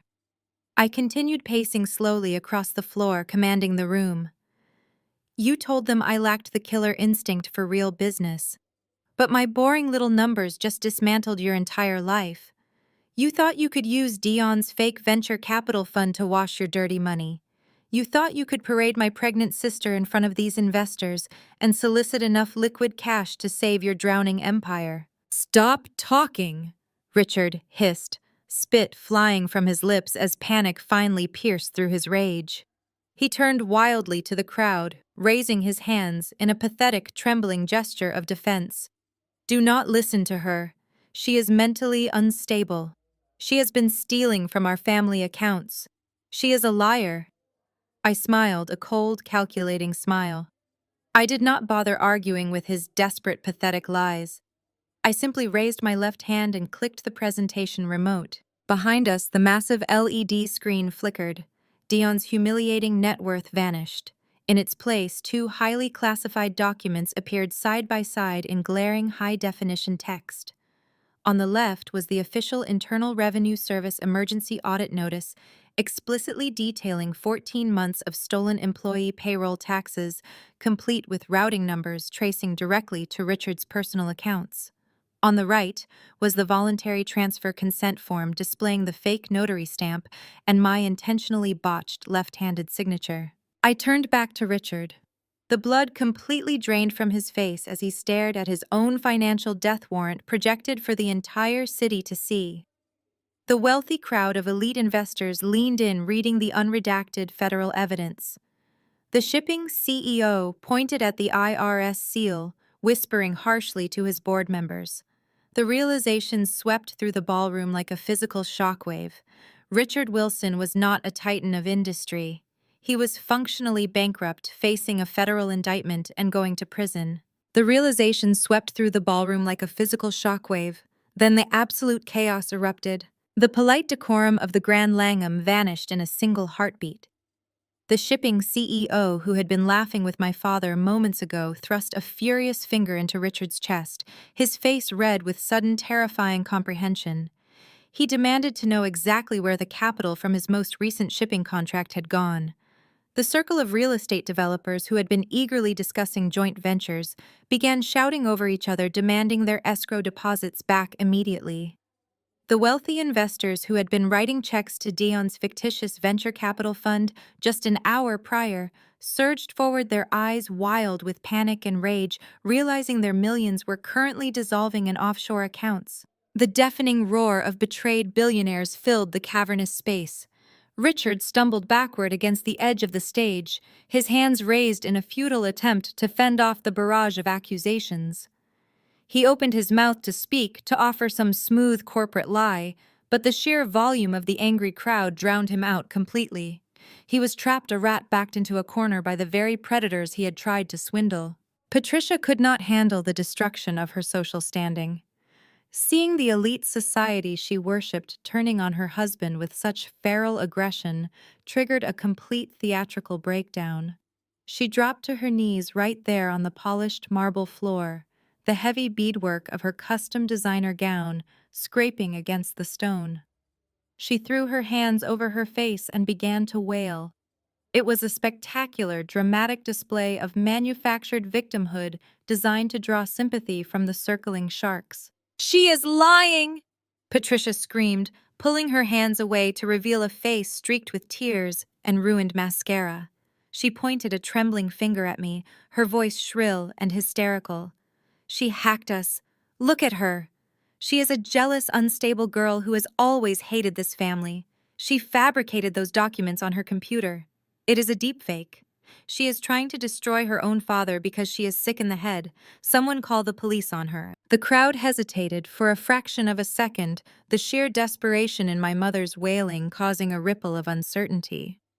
In the world of extreme wealth, cyber attacks and corporate espionage were genuine fears. A few investors glanced up at the screen, then back to Patricia weeping on the floor, momentarily unsure of which narrative to believe. I did not raise my voice. I did not engage in a shouting match with a woman putting on a desperate performance. I simply lifted the microphone and let my voice cut through the ambient noise of the ballroom with absolute chilling calm. "Documents can be forged," I said, staring directly down at my mother. "You and Richard proved that when you stole my identity, but some things are much harder to fake, especially when you speak them aloud in the privacy of your own home." I raised my left hand and pressed the final button on my presentation remote. Up in the AV booth, the terrified technician had followed my preset command cue perfectly. The visual feed on the massive LED screen faded to black, replaced by a simple pulsating audio wave graphic. A second later, the hotel's state-of-the-art surround sound system engaged, pumping crystal-clear audio through every single speaker in the ballroom. The recording I had captured from the listening device planted deep inside Patricia's vintage sunroom sofa began to play. The acoustics of the grand hall amplified the audio so flawlessly that it sounded as if my parents were standing right next to every person in the room. My father's voice boomed from the speakers, frantic and drenched in terror. "I stole the employees' tax money, Deon. If we don't use Sloane's trust fund to pay the IRS, I'm going to prison." The ballroom went dead silent. You could hear a pin drop on the marble floor. The investors who had been shouting at Richard froze their jaws slack. The shipping CEO stared at my father with a look of pure, unadulterated disgust.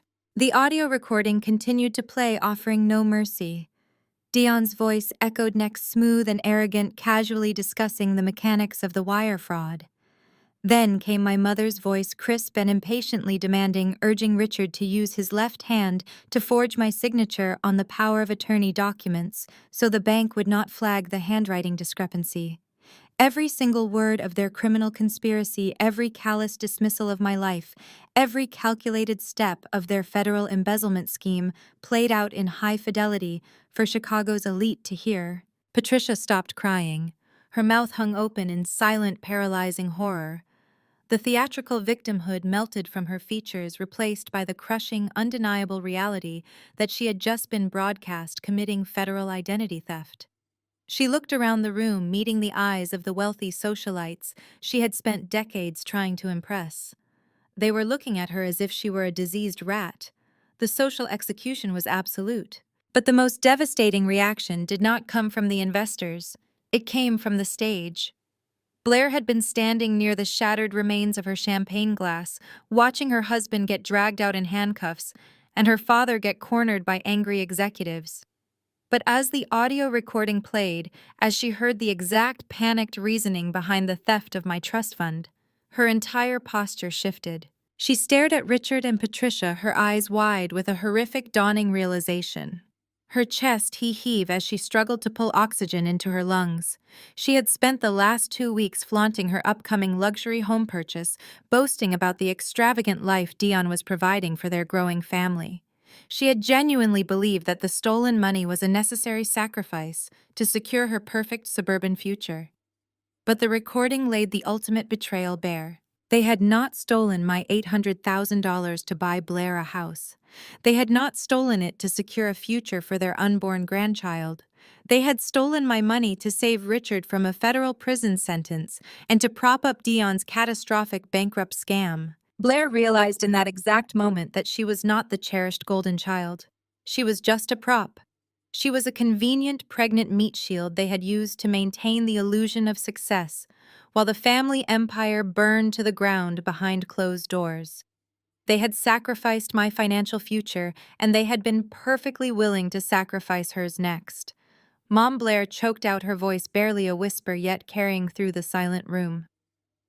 "Dad, you used me." Richard could not answer. Patricia could not speak. They were completely surrounded, stripped of their wealth, their status, and their lies, trapped in the glaring spotlight of their own ruin. The absolute silence following the audio recording shattered into pure, unadulterated chaos. The ballroom, previously a bastion of high society decorum, instantly devolved into a predatory feeding frenzy. The shipping magnates, tech founders, and real estate developers who had been sipping premium champagne just minutes ago transformed into a mob of enraged victims. They realized their investments were funding a criminal defense and a grifter's escape plan. The collective fury was deafening. Investors surged toward the stage, their faces flushed with rage, screaming demands for their money. Men in bespoke tuxedos clawed at each other to get to Richard, hurling accusations and threats of immediate litigation. Patricia remained paralyzed on the marble floor, sobbing uncontrollably as her elite social circle stepped over her, entirely ignoring her manufactured distress. She was no longer the matriarch of a logistics empire. She was the architect of her own social execution. On the stage, the situation violently escalated. Undercover FBI agent David Ross had Deon pinned, but the surging crowd momentarily distracted him. A furious hedge fund manager lunged at the stage, accidentally colliding with David's shoulder. In that single chaotic second, Deon seized his opportunity. With a surge of adrenaline fueled by sheer desperation, Deon thrashed violently, driving his elbow backward into David's chest. The sudden strike broke the agent's grip just enough for Deon to wrench his partially cuffed hands free. Deon scrambled to his feet, his tuxedo torn and his face twisted into a mask of feral panic. He locked his eyes on the swinging double doors leading to the hotel's industrial kitchen, the only exit not currently blocked by the enraged mob. He sprinted toward the escape route with reckless, blinding speed. Blair was standing directly in his path, trembling in her emerald silk maternity gown, tears streaming down her face as she processed the reality of her fake life. Deon, Blair cried out, reaching a desperate, trembling hand toward the man she thought she knew. Deon did not hesitate. He did not look back with regret. He lowered his shoulder and violently shoved his pregnant wife aside. The brutal impact sent Blair stumbling backward. Her high heels slipped on the polished stage, and she crashed hard onto the floor, crying out in shock and physical pain as she clutched her stomach. Deon did not even glance over his shoulder. He vaulted off the side of the stage and sprinted toward the kitchen doors, leaving the woman he supposedly loved sobbing on the ground. David Ross recovered instantly, shouting federal commands into his earpiece as he sprinted after the fleeing grifter, disappearing through the swinging kitchen doors in hot pursuit. I watched the entire spectacle from the balcony, my expression utterly detached. I felt no satisfaction in Blair's fall, only a cold confirmation of everything I already knew about the people she chose to surround herself with. Richard, however, was incapable of accepting defeat. He watched his son-in-law flee and his daughter collapse, but his narcissistic brain could only process his own impending doom. The crowd of investors was closing in on him, their shouts echoing off the crystal chandeliers. Richard pushed his way out of the mob, his tie completely undone, his hair plastered to his forehead with sweat.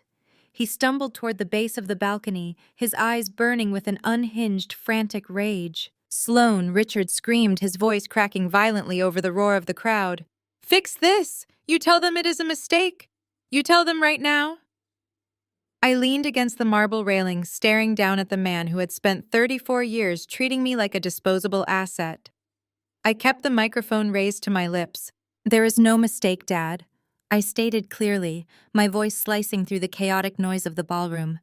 "You gambled with federal tax money. You lost. Then you committed identity theft to cover your tracks. The IRS is not going to negotiate, and the FBI is not going to accept an apology." Richard slammed his fists against the marble pillars supporting the balcony. His face was contorted in a desperate, ugly panic. "You owe me!" he roared, spit flying from his mouth. "I gave you everything. I put a roof over your head. I paid for your education. You owe me your life, you ungrateful wretch. You are going to transfer that trust fund to my account right now, or I swear to God I will destroy you." The sheer audacity of his delusion was staggering. Even now, facing federal indictment and total financial ruin, he genuinely believed he could intimidate me into submission. He believed he still held the power. "You never gave me anything that you did not intend to use as leverage," I replied, my voice chillingly calm. "You did not pay for my education because you believed in me. You paid for it so you could use my credentials to legitimize your fraudulent business practices. You did not put a roof over my head You built a cage and demanded I thank you for the lock. I stepped away from the railing and walked slowly down the sweeping staircase, the crimson silk of my gown flowing behind me. The crowd parted, giving me a wide berth as I approached my father. He looked pathetic, a cornered tyrant stripped of his armor. "You want to talk about what I owe you?" I asked, stopping just a few feet away from him. "I owed you loyalty, and you rewarded it by hijacking my identity. I owed you respect, and you rewarded it by calling me a failure in front of your sycophants. You spent my entire life telling me I was not smart enough, not ruthless enough, not cut out for the real world of business." I gestured around the ballroom, taking in the panicked investors, the weeping matriarch, and the shattered illusion of the Wilson Empire. "Take a good look around, Richard," I said coldly. "This is what my business looks like. I found your offshore accounts. I tracked your forged signatures. I compiled the IRS audit matrix, and I handed the entire neatly wrapped package directly to the federal government. You are not a titan of industry. You are a common thief who got sloppy, and I am the auditor who caught you." Richard opened his mouth to scream another threat, but the words died in his throat. The massive floor-to-ceiling windows of the Grand Langham Ballroom suddenly illuminated with rapid flashing bursts of color. Brilliant strokes of red and blue light cut through the elegant dimness of the room, painting the terrified faces of the wealthy elite in stark, undeniable emergency colors. The wail of police sirens pierced through the thick glass, growing louder and more overwhelming by the second. The sound of multiple heavy vehicles slamming their brakes out on the plaza echoed into the hall. The elite crowd froze, their angry shouting instantly replaced by a collective breathless terror. They realized the true gravity of the situation. This was not just a family dispute. This was a federal raid. Richard slowly turned his head toward the entrance, his entire body trembling violently. The heavy, ornate oak doors of the main ballroom bucked inward with a thunderous crash, bursting open to reveal a tactical team of federal agents flooding into the room. "Federal Bureau of Investigation. Nobody move." The command ripped through the ballroom, amplified by the sheer authority of the men in tactical vests swarming the floor. The live jazz music had long since died, replaced now by the sharp, authoritative bark of law enforcement and the heavy thud of combat boots against imported Italian marble. The elite investors, men and women who possessed the kind of wealth that usually bought them immunity from the uglier sides of life, scrambled backward in absolute terror.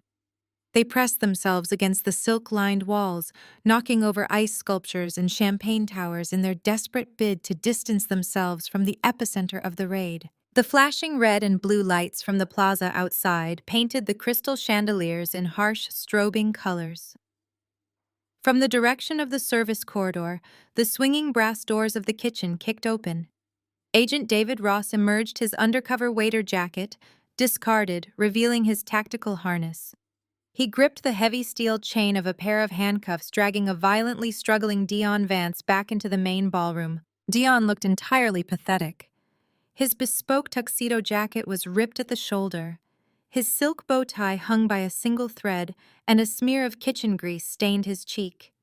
He dragged his expensive loafers across the floor, whining and begging for a lawyer, stripping away every ounce of the charismatic venture capitalist persona he had worn just 10 minutes prior. Ross marched Deon to the center of the room and shoved him into the waiting arms of 2 uniformed local police officers. He then reached to his belt, unclipped a leather wallet, and held it high above his head. The gold shield caught the strobe lights perfectly. "I am Special Agent David Ross with the FBI Financial Crimes Division," he announced, his voice carrying effortlessly without a microphone. "This venue is currently under federal lockdown. Anyone not named in our warrants is free to leave provided you show your identification at the perimeter checkpoints." A collective sigh of relief washed over the wealthy bystanders, followed instantly by a panicked, frantic stampede toward the exits. They could not abandon the sinking ship fast enough. Richard watched his entire network of high society lifelines evaporate in seconds. The shipping magnates, the hedge fund managers, the politicians he had spent millions to court, all averted their eyes and hurried out the doors, treating him like a highly contagious disease. He spun around wildly, his eyes wide and bloodshot, searching for any possible avenue of escape. He took one frantic step toward the side exit, his survival instinct completely overriding his rational thought. He did not even make it 2 feet. 2 federal agents closed the distance with terrifying speed. Richard Wilson. One of them barked, stepping directly into my father's path. "Keep your hands where I can see them." Richard threw his hands up, but his arrogance still demanded a voice. "You cannot do this!" he shrieked, his voice cracking hysterically. "Do you have any idea who I am? I own the largest logistics firm in the Midwest. I have the mayor on speed dial." This is a massive misunderstanding. The agents did not hesitate. They grabbed Richard by the shoulders, spun him around roughly, and slammed him face first onto a high-top cocktail table. The impact sent a dozen crystal martini glasses crashing to the marble floor in a shower of sharp fragments. Richard let out a breathless, muffled grunt as the cold steel of the handcuffs clamped down hard around his wrists. "Richard Wilson, you are under arrest for federal wire fraud, aggravated identity theft, and felony tax evasion." The senior agent stated, his voice a flat, mechanical drone that sliced through my father's desperate sobbing. "You have the right to remain silent. Anything you say can and will be used against you in a court of law. You have the right to an attorney." I stood motionless near the base of the grand staircase, watching the man who had spent 34 years orchestrating my psychological torment get reduced to a weeping, handcuffed mess. The satisfying click of the metal restraints locking into place was the most beautiful sound I had ever heard. Blair remained slumped on the edge of the stage, her arms wrapped tightly around her pregnant belly. Her emerald silk gown was stained with spilled champagne, her perfectly styled hair falling in messy strands across her tear-streaked face.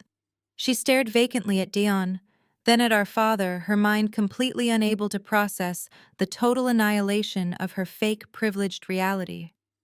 The golden child was finally experiencing the consequences her parents had spent her entire life shielding her from. But Patricia's reaction was an entirely different breed of desperation. My mother had watched her husband get pinned to a table. She had watched her son-in-law get dragged out of a kitchen like a common thief. She had watched the elite social circles she worshipped vanish out the doors. The massive mansion, the country club memberships, the designer clothes, they were all gone. She was staring down the barrel of total destitution and probable prison time. Her survival instinct kicked in, stripped of all pride and all vanity. Patricia dropped to her hands and knees. The heavy hand-sewn beads of her custom couture gown ripped and scattered across the marble floor as she frantically crawled across the room toward me. She ignored the federal agents securing the perimeter.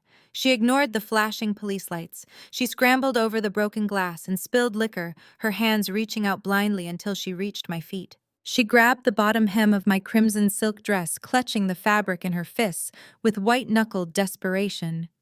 She yanked on the material, forcing me to look down at her. Her face was unrecognizable, twisted in a grotesque mask of pure terror.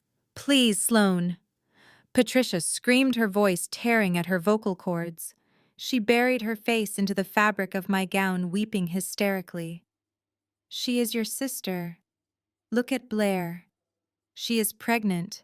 Save us, Sloane." I looked down at the woman gripping my dress. I looked at the hands that had once slapped me for achieving higher grades than my sister. I looked at the face that had sneered at me in the sunroom just days ago, calling me a spiteful, bitter disappointment.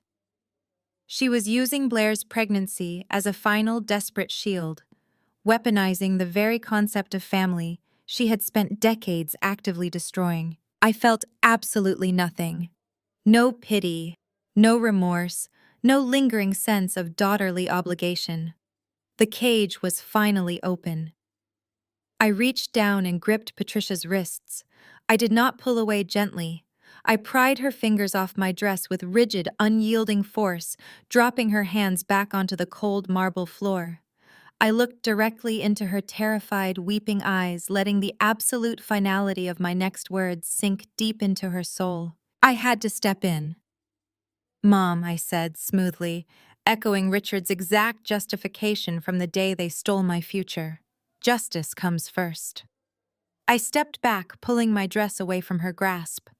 I turned on my heel and walked toward the exit, leaving them to the federal authorities and the ruins of their own making. The crisp morning air of downtown Chicago felt entirely different the next day. I sat in a stark windowless conference room inside the FBI field office, the fluorescent lights buzzing faintly overhead. The sterile metallic environment was a harsh contrast to the silk and marble of the Grand Langham Ballroom, but to me it felt like absolute paradise.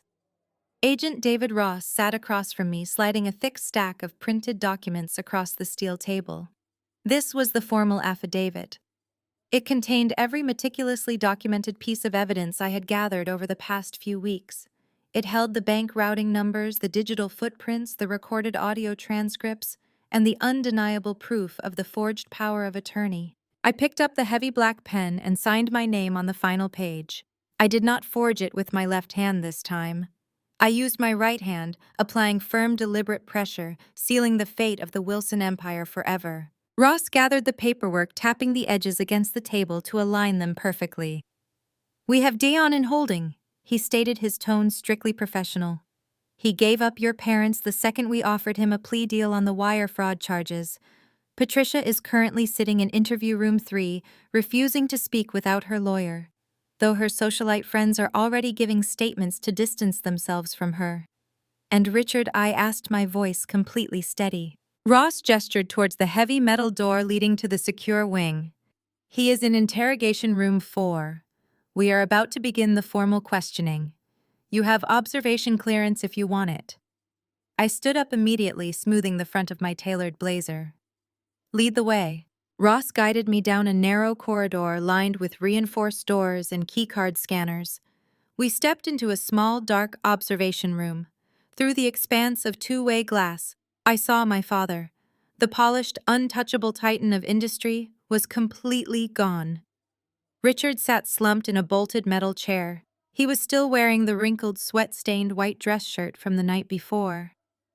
He had been stripped of his silk tie, his leather belt, and his shoelaces.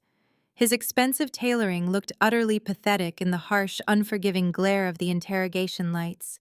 His face was gray, his skin sagging, and his eyes were sunken and bloodshot from a night spent in a federal holding cell. He looked exactly like what he was, a desperate, broken old man who had finally run out of lies. An investigating FBI agent stepped into the room, dropping a thick file onto the metal table in front of him. Richard flinched violently at the sound. He looked up, his eyes darting frantically around the small cinder-block room before locking directly onto the dark mirror. He could not see me, but the animal instinct of a cornered predator told him exactly who was standing on the other side. "Sloane!" Richard shouted, his voice hoarse and trembling.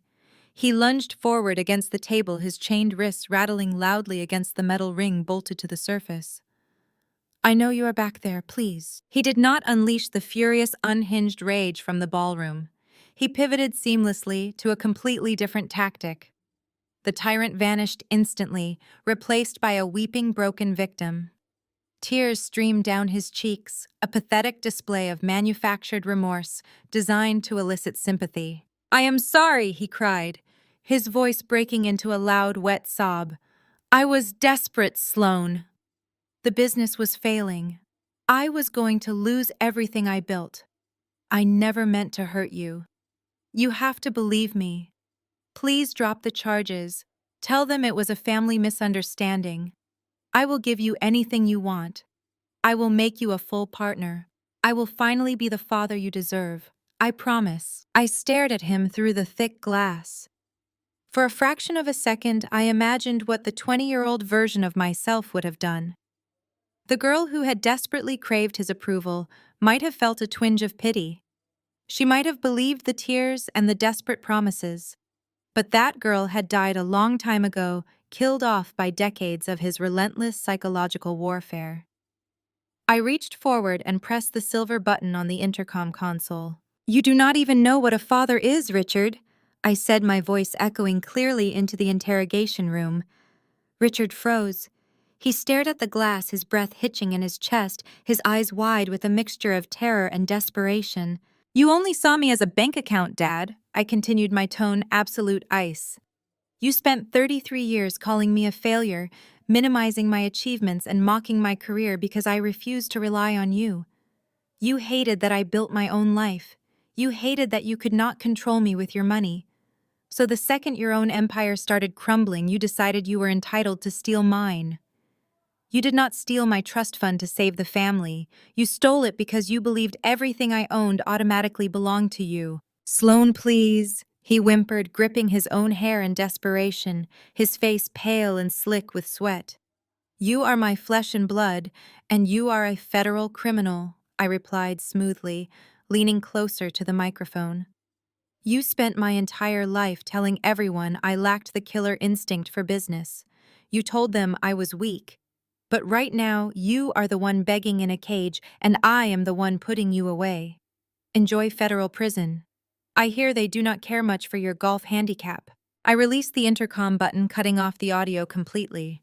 Through the soundproof glass, I watched Richard scream something indistinguishable.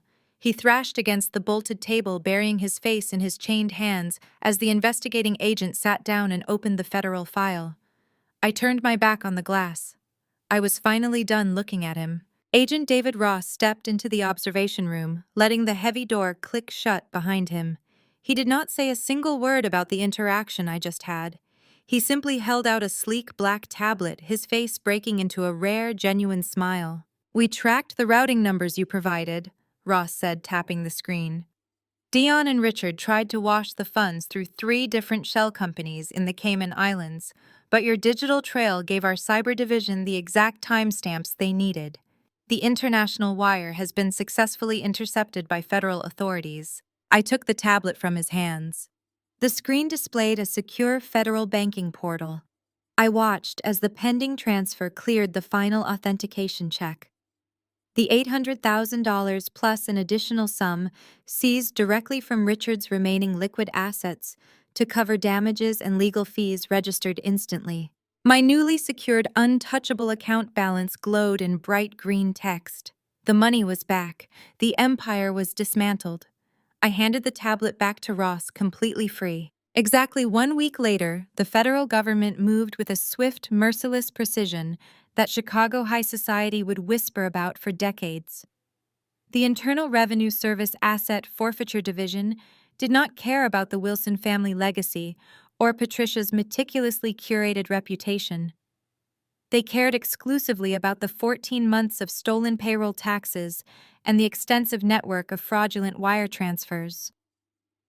The corporate headquarters of Richard's logistics firm was raided and padlocked by Tuesday morning. By Thursday, the federal marshals arrived at the sprawling suburban estate. Patricia had been forced to stand on the manicured front lawn in her silk morning robe, watching helplessly as government agents changed the locks on her custom wrought iron doors. Every bank account, every investment portfolio, and every hidden asset tied to Richard's name was frozen and seized to pay back the millions he owed. My mother tried to call her country club friends, desperately seeking a place to stay, but her calls went straight to voicemail. The social execution was absolute.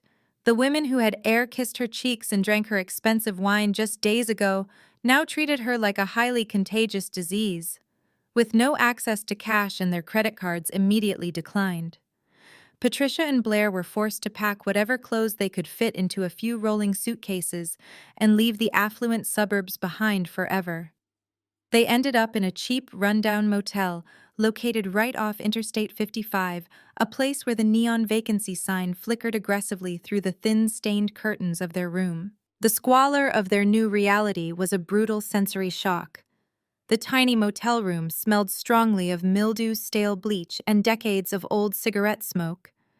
The patterned carpet was sticky and worn thin near the bathroom door. Patricia could not cope with the loss of her kingdom. She simply collapsed onto the lumpy, squeaking mattress, refusing to unpack or even speak. She lay there for hours, staring blankly at the water stains on the ceiling, clutching a useless designer handbag against her chest, as if it could somehow protect her from the absolute destitution she had brought upon herself. She was a hollow shell of the domineering matriarch who had spent my entire life dictating my worth. Blair had it much worse. The golden child was finally experiencing the crushing weight of the real world, completely stripped of her protective bubble.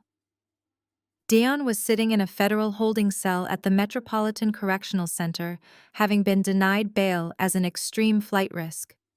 His fake venture capital fund was completely dismantled, and the authorities had already seized the deposit on the luxury home Blair had spent weeks bragging about.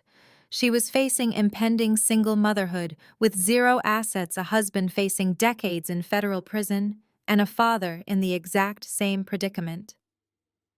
She paced the cramped motel room in a wrinkled emerald maternity dress, the heavy reality of her absolute helplessness slowly suffocating her. The breaking point arrived when Blair realized they had not eaten in 24 hours. Patricia refused to move, leaving Blair to walk to a cheap discount grocery store half a mile down the highway.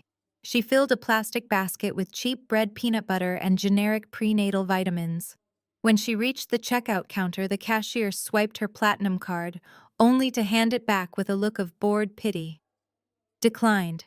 She tried a second card, then a third. All declined. Blair was forced to abandon the groceries on the counter and walk out of the store, empty-handed, the humiliation burning hot in her chest. She sat down on the filthy concrete curb outside the strip mall, the roar of highway traffic rushing past her, and finally broke down. She pulled out her phone, her hands trembling violently. She had no husband to save her. She had no father to write a check. She only had the sister she had spent a lifetime mocking. Miles away from the grime of Interstate 55, I was sitting comfortably in the spacious back seat of a luxury town car. The leather was pristine, the climate control perfectly calibrated, and the city skyline drifted smoothly past my tinted window. I had just left a meeting with a top-tier wealth management firm. My recovered trust fund, bolstered by the massive penalty settlements seized from Richard's estate, was now securely diversified across a series of untouchable, ironclad investments. I was completely autonomous. I was no longer the family scapegoat or the financial safety net. I was simply a woman who had meticulously reclaimed her life. My phone vibrated softly against the leather seat. I picked it up and saw Blair's name flashing on the screen. The preview of the text message told me everything I needed to know about her current state of misery. I opened the message, my expression entirely detached. "Please," the text read. "I am sitting outside a grocery store and my cards will not work. I have nothing. Deon is gone. Dad is gone. Mom will not get out of bed. I am so hungry, Sloane. I am sorry for everything. I am so sorry. Please, I need grocery money." I stared at the glowing words on the screen. I thought about the day in the sunroom when she laughed at me while Patricia demanded I sign away my future. I thought about the smug, entitled smile she wore while flaunting the wealth she stole from my name. I felt no pity. I felt no obligation. The ties of blood had been severed the moment they forged my signature. I tapped the screen and opened the keyboard. My fingers flew across the glass with cool, calculated precision. I typed my response, feeling the final, satisfying click of closure fall perfectly into place. "Ask Mom to forge you a check." I hit send. Then I pressed block. I dropped my phone into my leather handbag, letting the soft thud signal the absolute end of a 34-year nightmare. As the luxury town car glided smoothly through the bustling Chicago streets, I leaned back against the plush headrest and exhaled.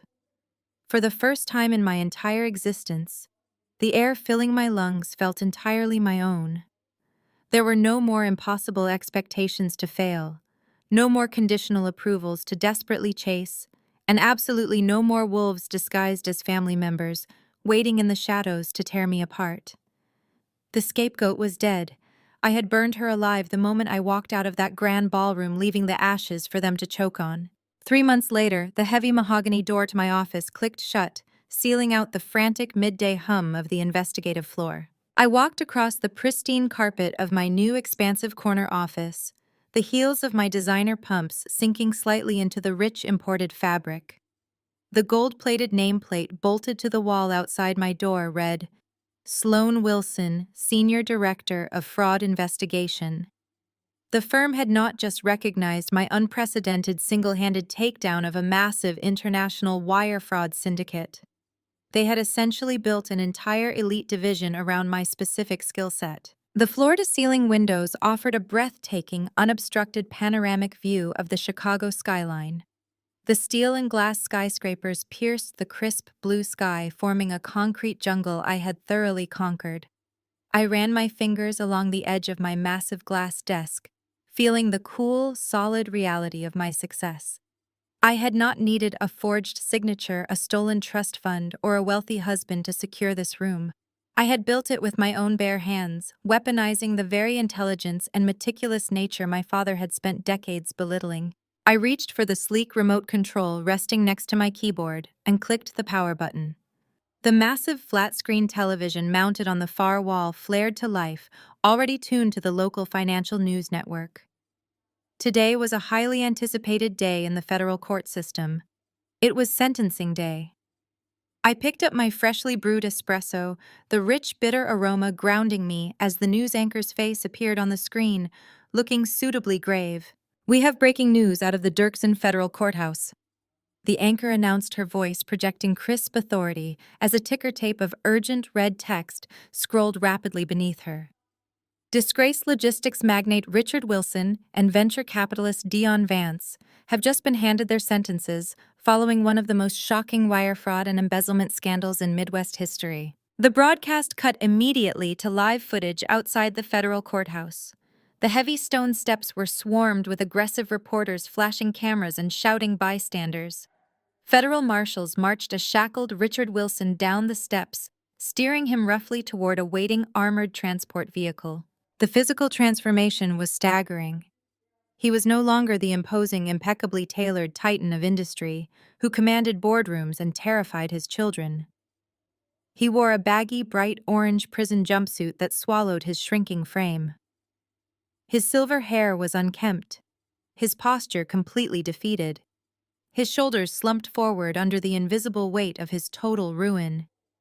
He kept his head bowed desperately, avoiding the blinding flashes of the cameras, looking fragile, irrelevant, and utterly broken. The federal judge presiding over the case showed absolutely no leniency today. The reporter's voiceover continued as the pathetic footage looped on the screen. Citing the malicious nature of the aggravated identity theft and the brazen, highly coordinated attempt to launder stolen funds offshore, both Richard Wilson and Deon Vance have been sentenced to 15 years in a federal penitentiary without the possibility of early parole. The camera shifted to capture Deon being loaded into the back of a separate transport van. He looked completely unhinged. His charismatic, easy smile was gone, replaced by a hollow, terrified stare. The man who had mocked my career, who had eagerly conspired to steal my future to fund his fake, hollow lifestyle, was now facing a decade and a half in a maximum security cell. His bespoke suits were traded for institutional cotton. Furthermore, the anchor added, shuffling her papers as the camera cut back to the news desk. Melanie Davis, the notary public who facilitated the fraudulent power of attorney documents central to the massive asset theft, has officially been stripped of her state licenses. Davis pled guilty to conspiracy and falsifying legal records to avoid a harsher penalty. She is currently awaiting transfer to a federal facility to serve a mandatory 3-year sentence. I pressed the power button, plunging the room back into a comfortable, wealthy silence. I took a slow sip of my coffee, savoring the dark roast as I looked out over the sprawling city. Patricia and Blair were not mentioned in the broadcast. They were not criminal masterminds. They were just greedy, complicit enablers who were now completely destitute. They were still trapped in that squalid highway motel, furiously trying to cling to the ghost of a dead empire. Blair was facing single motherhood, relying on public assistance, while Patricia was forced to navigate a harsh, unforgiving world where her last name commanded absolutely no respect and her credit cards were entirely useless. They had wanted my money so desperately. Now generational poverty was their permanent reality. The scapegoat had not just survived the slaughter. She had systematically decimated the wolves, trapping them in the very steel cages they had so arrogantly built for her. I turned away from the breathtaking view of the skyline and walked back to my desk. I pulled out the heavy leather chair and sat down, feeling the absolute unyielding control I now held over my own destiny. Reaching to the center of my desk, I pulled a thick, fresh manila case file toward me. I flipped open the heavy cardstock cover, my sharp eyes immediately scanning the dense columns of routing numbers, offshore accounts, and hidden liabilities. A new puzzle, a new liar waiting to be caught. Justice is served cold and absolute.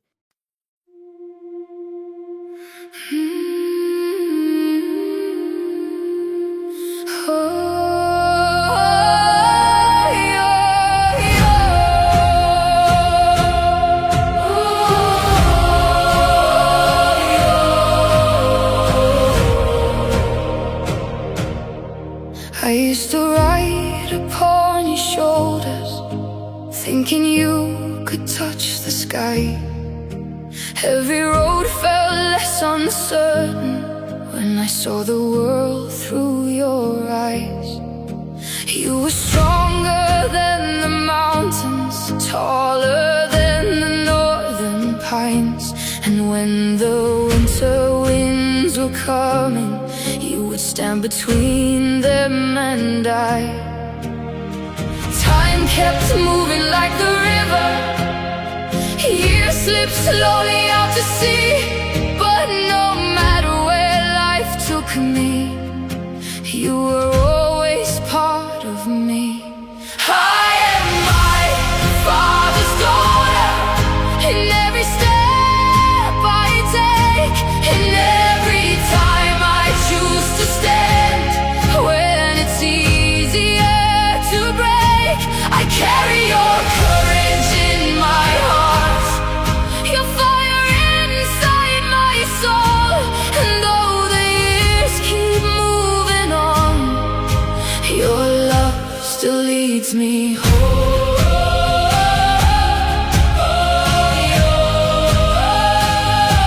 You taught me strength is not in power, but in kindness when it's hard.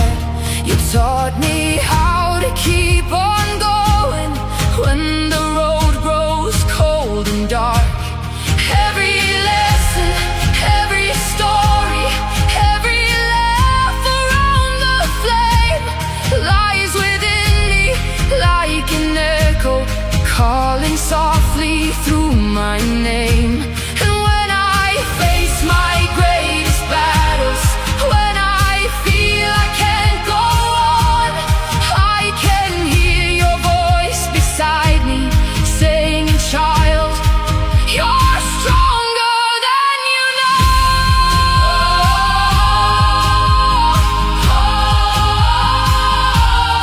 I am my father's daughter, in every step I take, in every time I choose to stand.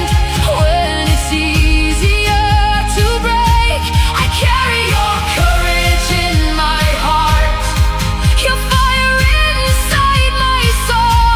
And though the years keep moving on, your love still leads me home.